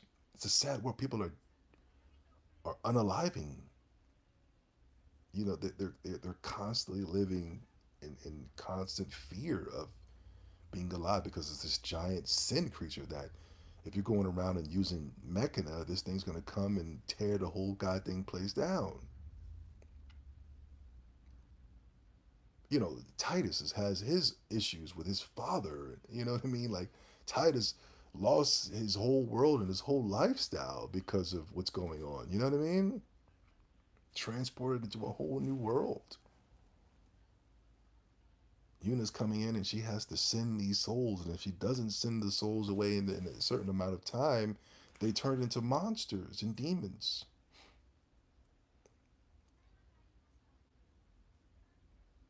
I I look at Final Fantasy X. It's probably one of the most up there with Xenogears when it comes to capturing real world events. Now, Xenogears is more tapped into what's going on right now. I think Final Fantasy X taps into the life before the world that we know today. You know, I'm a guy that does. Um, you know, you know, I could be a conspiracy theorist at times. You know, and you guys know that. And when I look at the Final Fantasy X world, and when I see things, I go, "Damn, these mother sucker Japan. This is why they're constantly being watched by the liberal Caucasian media, um, or the liberal Caucasian powers that be, um, because they're always slipping in things where you go, This is really going somewhere. I was on the PS Vita, but never finished it. I forgot they made a Vita version. That's pretty cool. Um, and I think Final Fantasy X is talking about our past life. It's biblical. I think there's biblical teachings within Final Fantasy X. They even go there to it's deep, man. I think it's really deep. They, with Final Fantasy X, I think it's the same thing as Atlantis and Tartaria. For those who know, for those who know, I think it's really tapping into those two things where there was this life, something happened, caused a great reset, and within that great reset, they were able to use religion to control the minds of the people. That was in that was in the movie with Denzel Washington. What's that movie called?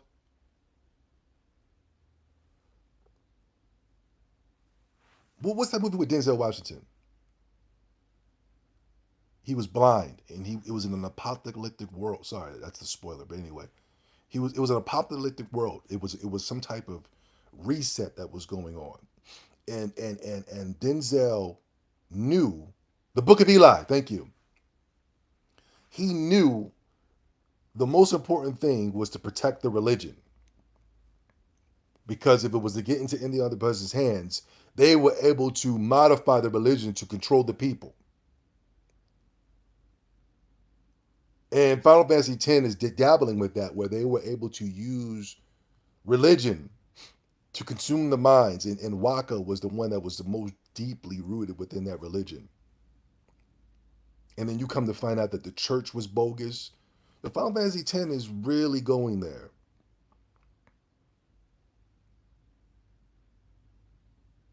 You never saw Book of Eli? It was very religious indeed. Yeah, they were showing how they were using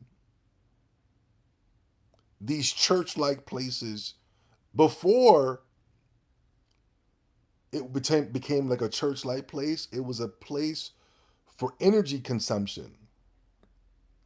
It was something else before what it was. There's a line within Final Fantasy X where they were doing Praise the Yevon or something like that. They were doing a religious pose, and Orin was like, "Yo, that was a dance that was something that we did before a game. That's a dance that we did in Xanarkin before every game. You know what I'm saying? But they turned it into something religious."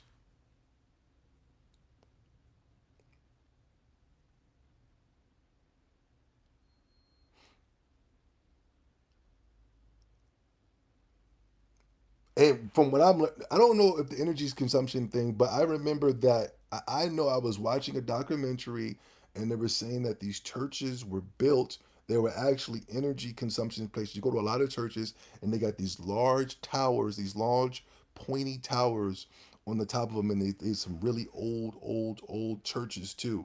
And there's a really large point, and that was a place where they would have a lot of energy consumption at, when they used to live off of the energy of the universe before they were living off of cords and wires and Wi-Fi and things of that such. You know what I mean? And they were able to use that energy with wands. That you would see these old shows, these old magical magicians and old Moors that came from the old Moors, and they were using wands to get the energy from the mythos, from the world. And you would look at old cartoons where they were showing key blasts, and they were able to consume the energy from the earth with that, the fly to shoot key blast, until they started spraying this garbage that these heavy metals. The Wi-Fi is jacking us up. You got to turn your Wi-Fi off every night you go to sleep. I just found out yesterday that the Vatican is built on top of a shrine. Yeah.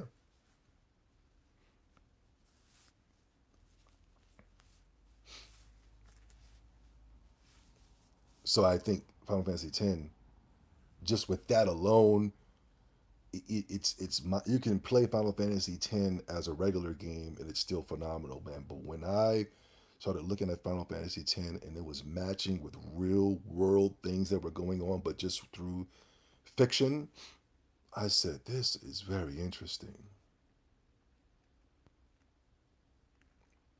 Yep, free energy. Yep, you guys know. I'm not telling you something you don't know.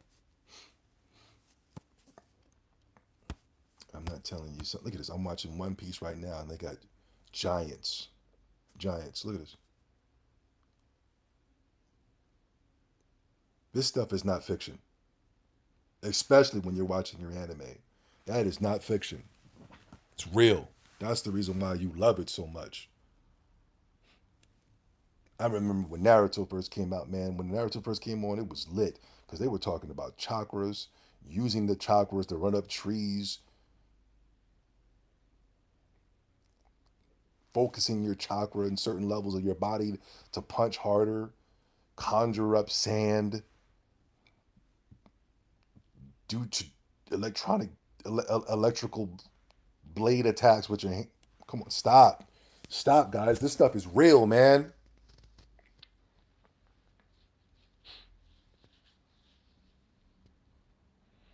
Final Fantasy X is definitely in my top five JRPGs of all time, and this was a game I did not like, but the majority of the games that I end up loving over the years are games that I started off hating. You guys know me, I am a hater. The hell? You know what I'm saying? If I don't see something that, you know what I mean? But that's just, that's how men are supposed to be. Men are just supposed to be just, you know, I don't like people. I don't like when people try to get me to try something. Come on, just try it, Zilby. That offends me. I'm offended. Final Fantasy X is the truth. Anyway, I babbled on long enough. We will be coming back. We will be doing a more top five series of events, YouTube live streams. I was kind of hoping you guys were going to be putting your top fives in there, but it's all good.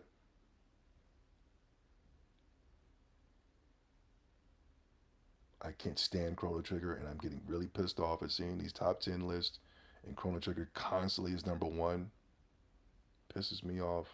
Game is trash. I am looking forward. There are no games I'm looking forward to. I went on the Nintendo Switch store to see what's coming soon games, and it was all cell phone games. I said, "What the hell?" Persona One, Persona Three, Persona 3 and 4, dope. Persona 5 is a great game. I beat it. Everything. I just didn't like it because it was kind of just more of the same. And with 3 to 4, it was like it was a big difference there. You know what I mean? But 4 to 5 just kind of just felt the same, and I just like the way four did everything better for me. I can't really remember what the quality of life with 4 to 5. Maybe when it pertains to the combat, you were able to switch teammates in and out. Actually, to see you on Zobi 75 18 is definitely in my top. Hey, what's up, Cooper? I started with P5, so it's was new to me. Yeah, yeah. If I started off with 5 2, I would be like, okay, this is amazing. You know what I mean? So I can understand that. I definitely can understand that. Yeah, that would make Persona 5 really incredible.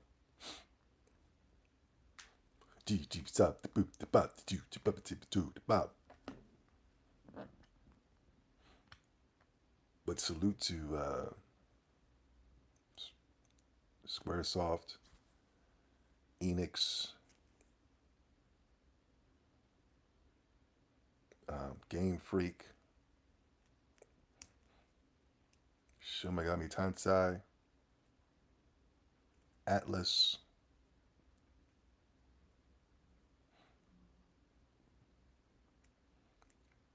Level 5.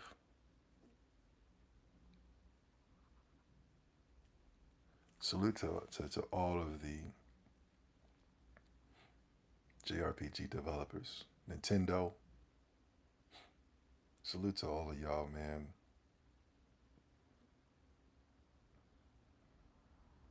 You guys really changed my life.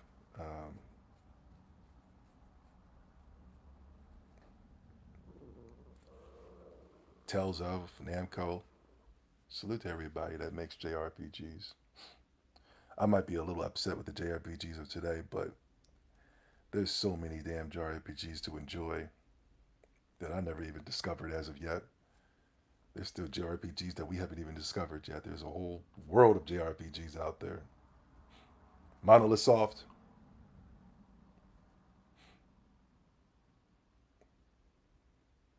Salute, salute. Akira Toriyama. Sakaguchi.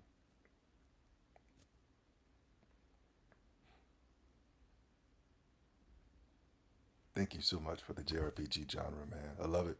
I love it. There's some Western RPGs that I love. Dragon Age Origins. Oblivion is my all-time favorite Western RPG. I hate Skyrim. It's just Oblivion, but worse. More casual.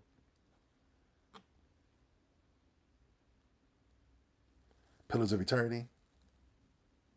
Divinity Original Sin. Baldur's Gate. Diablo. All S&T games are GOAT tier. Yeah.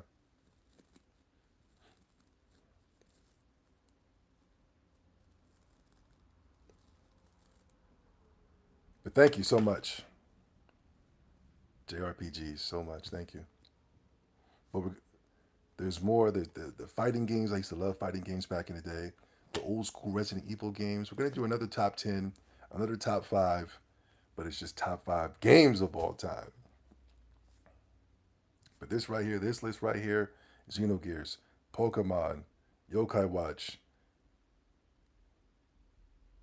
Final Fantasy X, lit. Final Fantasy 7. I didn't know that Crimson Desert game was yeah, I figured that out. I just thought it was mad hype for this game, and I was getting angry, as I do. It was just random hype out of nowhere, and I don't play Chinese games. No offense to the Chinese. I just don't play them. Maybe when I move to China the next 10 years, I'll start playing them. But I don't like. It was mad. It's oh, but Crimson Desert pisses me off because I used to love the medieval fantasy world, but it's just I just keep seeing whenever I just keep seeing something over and over again. It's like, oh my god, is nobody tired of this? These third person medieval fantasy games. It's like, oh god, I used to love medieval fantasy. I used to love the dragons and the Moorish, you know what I mean, settings, but can't do it no more. It's boring. It bores me. More of the same. I saw the option to disable the tank controls in Resident Evil 1 remake and Resident Evil 0, and I said, oh, hell no. Yeah, thank you so much, Go Von. Yeah. Oh, hell no. You know what I mean? Yeah, I used to love them tank controls, man. Because, the thing with Capcom that pisses me off with their modern games when it comes to Street Fighter, Monster Hunter, Resident Evil, they're so quick to, and they said they were going to sell out years ago, but they're so quick to sell out to the Western audience, and I don't like it, man. I used to love Monster Hunter because of its controls. I used to love Resident Evil because of its controls. It added on to the fear because it was like you were walking and you were adjusting to the tank controls, and then a zombie is coming at you, and he's walking like a zombie. He's coming for, and then you start getting scared. The fear factor comes in. There's so many elements there that is gaming, and it's sad that people think that needs to go because I need to be better than the computer at all times. I don't want to feel inconvenienced while I'm playing a video game. I have to feel like I'm superior, or this isn't a good game. And for me, I go, okay, the challenge of this game, not with difficulty settings, but just in the aspect of the controls, is what makes this fun. Because once I start to master these controls, you don't it just becomes part of your brain molecule. It starts to expand and grow the brain. You know what I mean? All of a sudden your Monster Hunter just becomes effortlessly. All of a sudden Street Fighter becomes effortlessly. And the better you are at these controls when it comes, it's not create a mode to make it easier to kick your butt in Street Fighter. No, it's the more practice and training and getting better, something that I think is really missing when it comes to video games.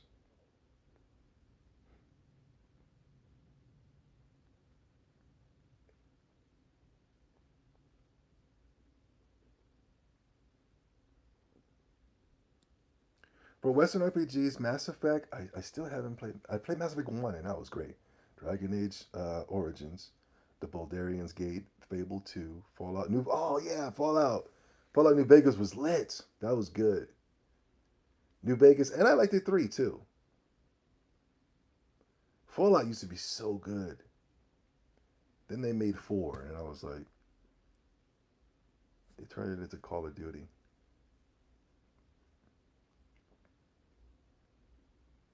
You try the Divinity Original Sin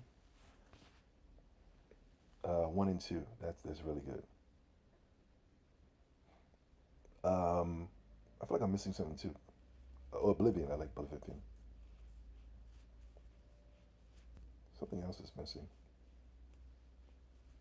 Something else around that time came out. Maybe I'm not missing anything. But Fallout's good.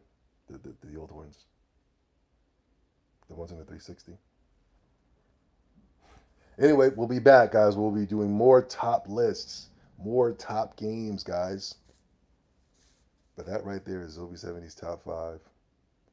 Leave your comments below on your top five games. Hopefully, it starts a fight. Hopefully, it brings anger in that comment section. Anger and hatred. Oh, I'm excited about the Dragon Ball Beerus. It's like a Dragon Ball Super remake. I'm looking forward to that, and I'm looking forward to the Dragon Ball arc. It's basically the Frieza saga all over again, but I'm looking forward to it. I'm looking forward to it. Um, I've also been for the past 2 days. I've been like watching clips of Dragon Ball Ocean dub versus the Z dub, and I go, oh, it started to unlock a core memory. I was like, oh, wait a minute, yeah, this is Dragon Ball right here. This is Dragon Ball. I forgot. I thought that the Chris Sabbath and the I thought that was Dragon Ball. But I'm like, wait a minute, no, I think this is Dragon Ball. And I was like, oh yeah, so I got to go get the Ocean dub. I got to go watch the Ocean dub. That was 'cause I remember Vegeta when Gohan had tricked him and he had one of the Dragon Balls. And I remember Vegeta was like, I will kill you. You're dead. And I was like, I remember that. I remember that. Some type of some type of Mandela effect. I didn't. I that the Dragon Ball I've been watching this whole time was not Dragon Ball. Those the voice actors. It was it was the Ocean dub. Yeah. Wow. But I'm looking forward to Divinity Original Sin the same day as Persona 5. It just got sacked into P5 so much I never got to try Divinity. That was a good one. That was really fun. But I'm looking forward to Dragon Ball Beerus, and it's supposed to be more accurate to Akira Toriyama. They keep running this Akira Toriyama scam over there, Dragon Ball. That's so funny. It works. It works. This is more in line to what Akira Toriyama wanted. Dragon Ball Z is Kai is more manga accurate. Dragon Ball Daima Is yeah. So they say. Yeah. Well, we know it's cap, but they're gonna be running that scam forever. But I'm looking forward to the watching the beer saga for a third time. I don't like Super. So if they can, the reason I don't like Super, but if they can make Super better, I'm all in.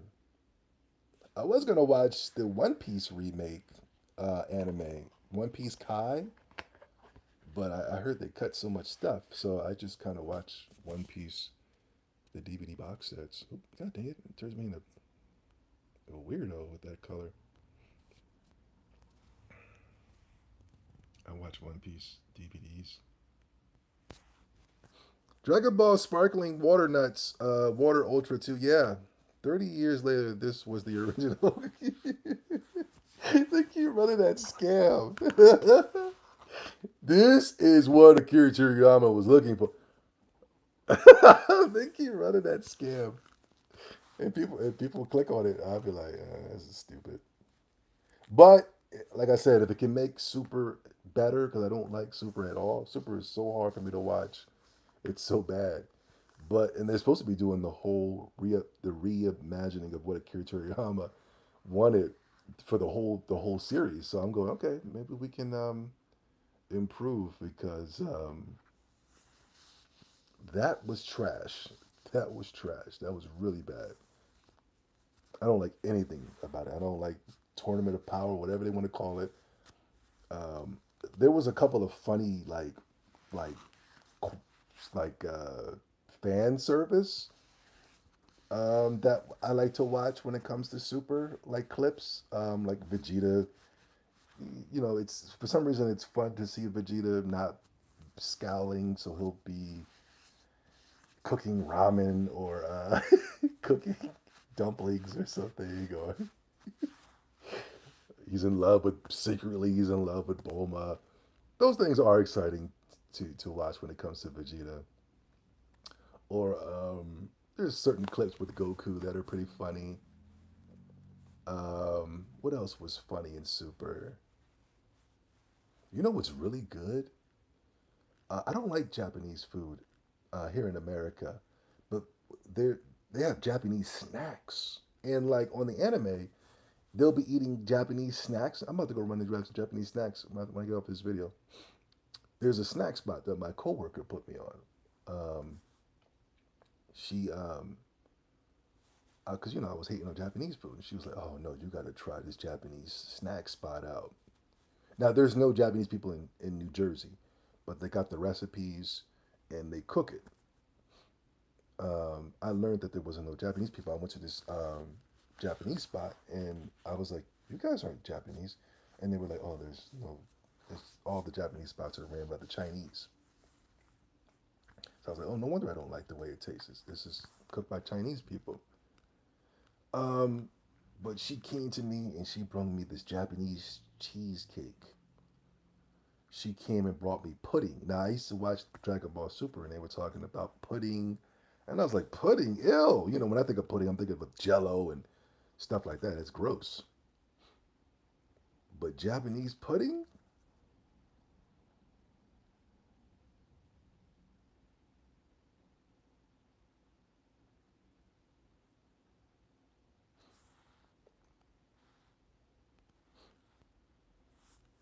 even in LA, all the Japanese spots are run by the. Do I watch the people's? No, no. Uh, it, I think it's supposed to be like it's a little too liberal for me. I think it's like a liberal superhero show. I think,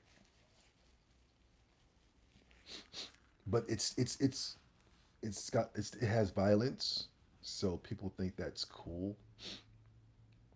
But I'm not a violence person. Um, I'm more into good storytelling, and if it just so happens to have violence, then that's cool. But I think people get intrigued by the violence of Invincibles. They see blood and it starts to awaken this beast within them, but that's not really my thing.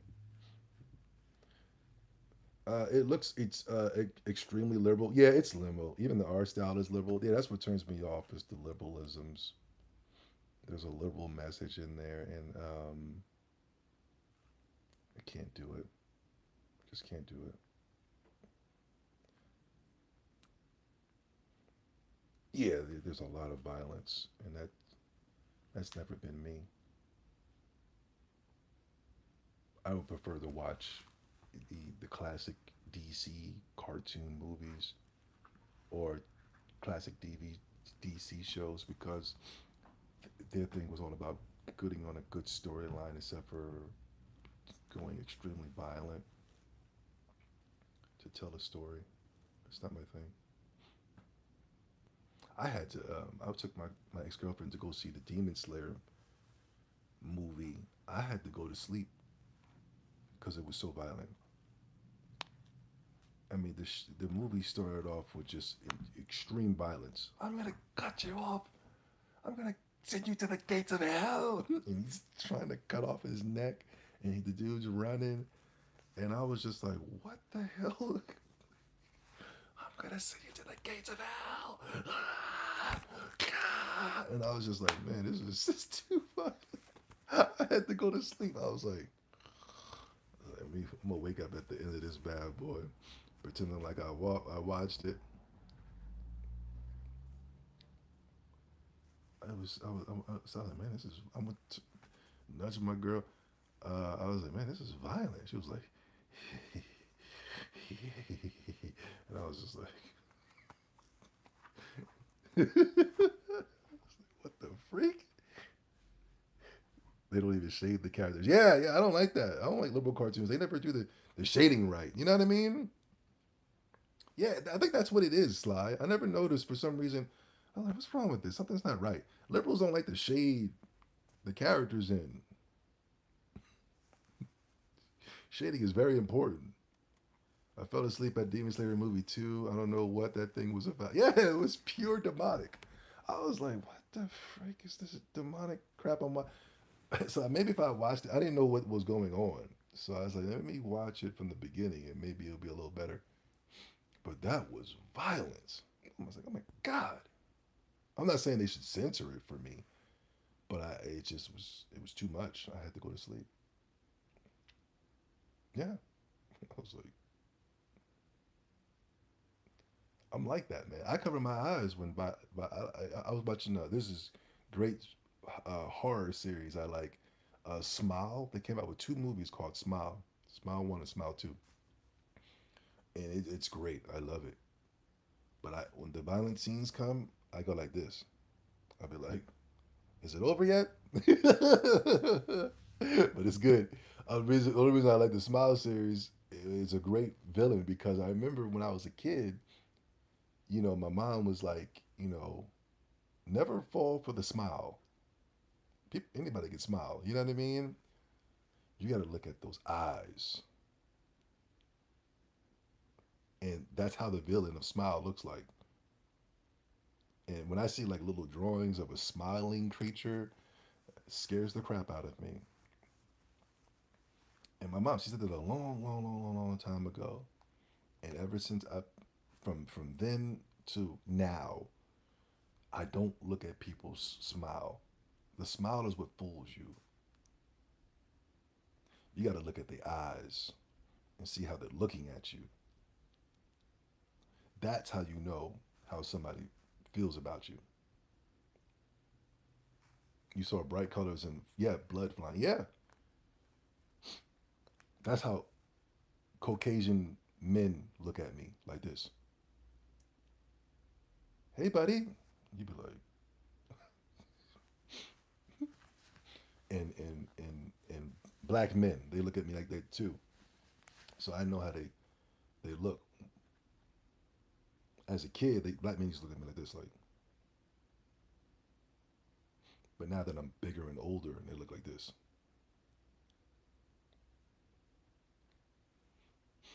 I'm serious.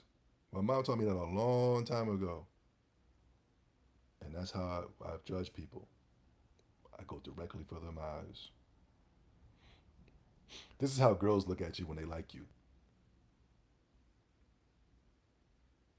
Girls is different. Girls is very different. When they look at you like this, they like you.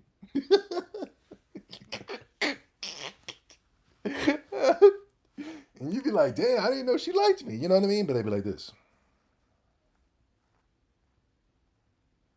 They like you. Yeah, they be mean bugging. I learned that over the years. I used to be like, dang, what is wrong with these people? You know what I'm saying? Come to find out they like you. These females like you. This white woman looked at me the other day at Target. She was just looking at me like I was a ghost. But then I saw her do this. She looked me up and down. You know what I'm saying? Little white woman with her kids in Target. I'm walking, and she like this. Then she did the up and down look. She looked at my shoes and was there for a couple seconds too long. I said, "Oh, damn, this white woman thinking about cheating. She's thinking about risking it all." I just kept walking. Just watched an old stream. What's being talked about? We were talking about the top 5 Japanese role playing games of all. I never did a list on my channel. I've always talked about JRPGs, but I've never done a top 5 list, and I decided to do a top 5 list for the first time.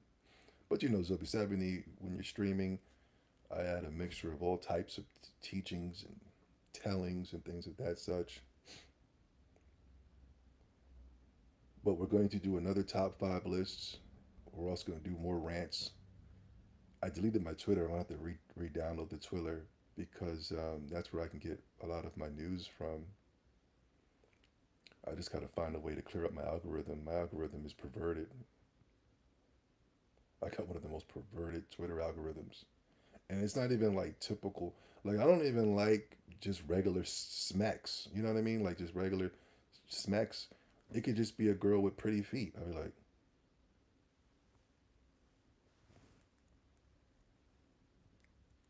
I'm trying to zoom in. You know what I mean? It's just pretty girl with a nice manicure, pedicure, French tips. You know what I mean? And she's just wiggling her toes, and she's dressed up as Nami, or she's dressed up as Fran from the new fairy anime. And I'm like this.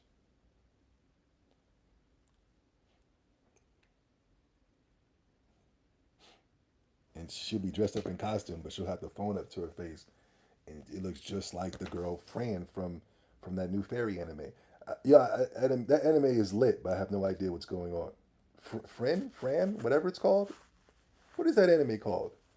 Farron, Frieza. Yeah, a girl dressed up as Frieza with her toes out. I'd be like,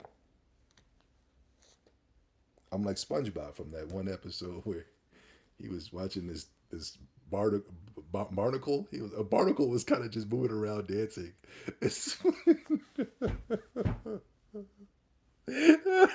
SpongeBob was like, and then Gary walked in like, meow, Gary. That'd be me, yo. When I see a girl with some pretty feet, I'd be like this. Even in the real world, I was at the gym the one day, and this girl came in. It was like an Indian lady. She had pretty. She had on her toes. Her toes were out. She was working out, and I'm sitting there trying to get some looks at the feet. I was like, this Indian lady got some pretty ass. She knew her pretty feet were pretty too, because she was working out with her bare feet. Farron yeah, I'm watching Farron, and nothing is going on. Like, it's in a fantasy world, but nothing fantasy is happening. I just take naps to it.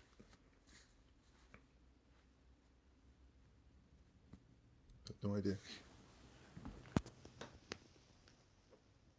I don't think I bought the box set. It's too expensive. I bought the digital. It was like the $4.99 for the whole season.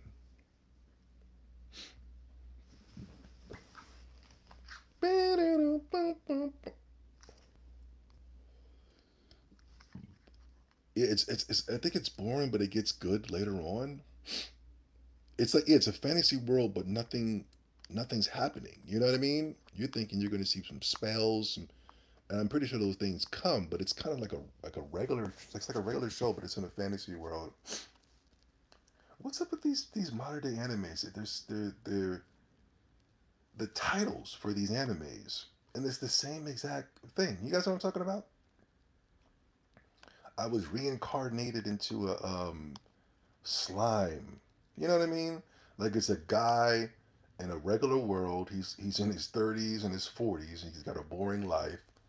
Something happens to him, and he gets reincarnated into another world. I was reincarnated into a fantasy world. I was reincarnated into a vending machine. I was reincarnated into a dildo. Like, you know what I mean? You'd be like, yo, what the hell? What's up with these reincarnated shows?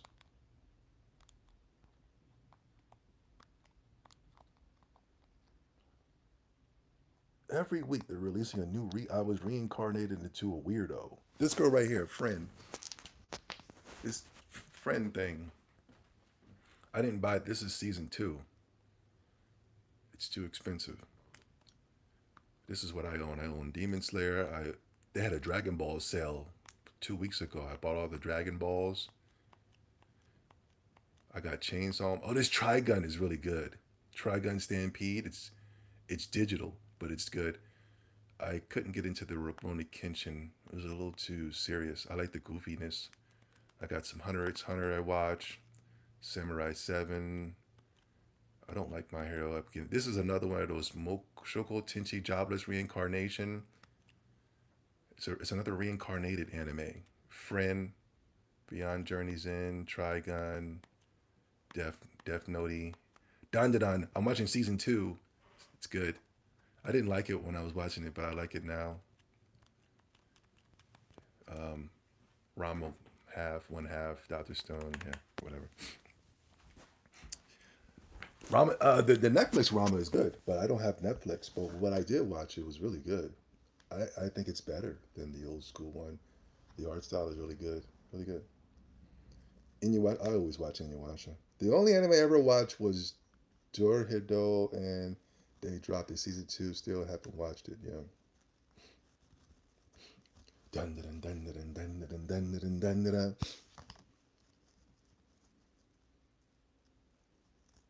Right now I'm watching. Oh, and I got anime on my Apple TV, and that's where I'm watching Dun Dun Dun season 2 because there was a sale for $5.99 for season 2. Dun dun dun dun dun dun dun. Slider, you watch Devil May Cry Baby? Dun dun dun dun dun dun dun dun dun dun dun.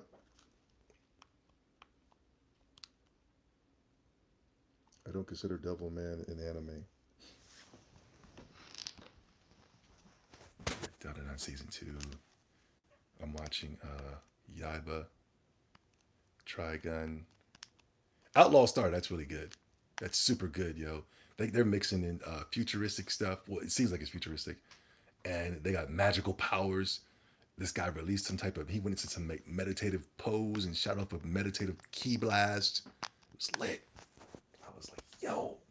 Sometimes I like anime just to be seeing certain stuff because it taps into my spiritual DNA. We were talking about earlier in the stream. Reminds me of Musashi. Yeah. I see the trailer on Toonami for that show. Yeah. You watch Cyborgian Punk Age Runner? Nah. I'll check it out though. I'm always looking for some anime to watch. But I can't watch the new stuff. I was reincarnated as a loser. I can't watch that. That's annoying. Yaiba is Gas Solo. Cyberpunk. I'm gonna check that out. I've been watching a lot of my physical animes. I just got this is really good. Project Echo, some type of lesbian anime. It's really good though. I got the Tenchi universe. I've been had this, but I just pulled it out. Pause. And Shin Channy. I got the Shin Channy. that's just Martin. That's just a good show right there. And I'm watching One Piece.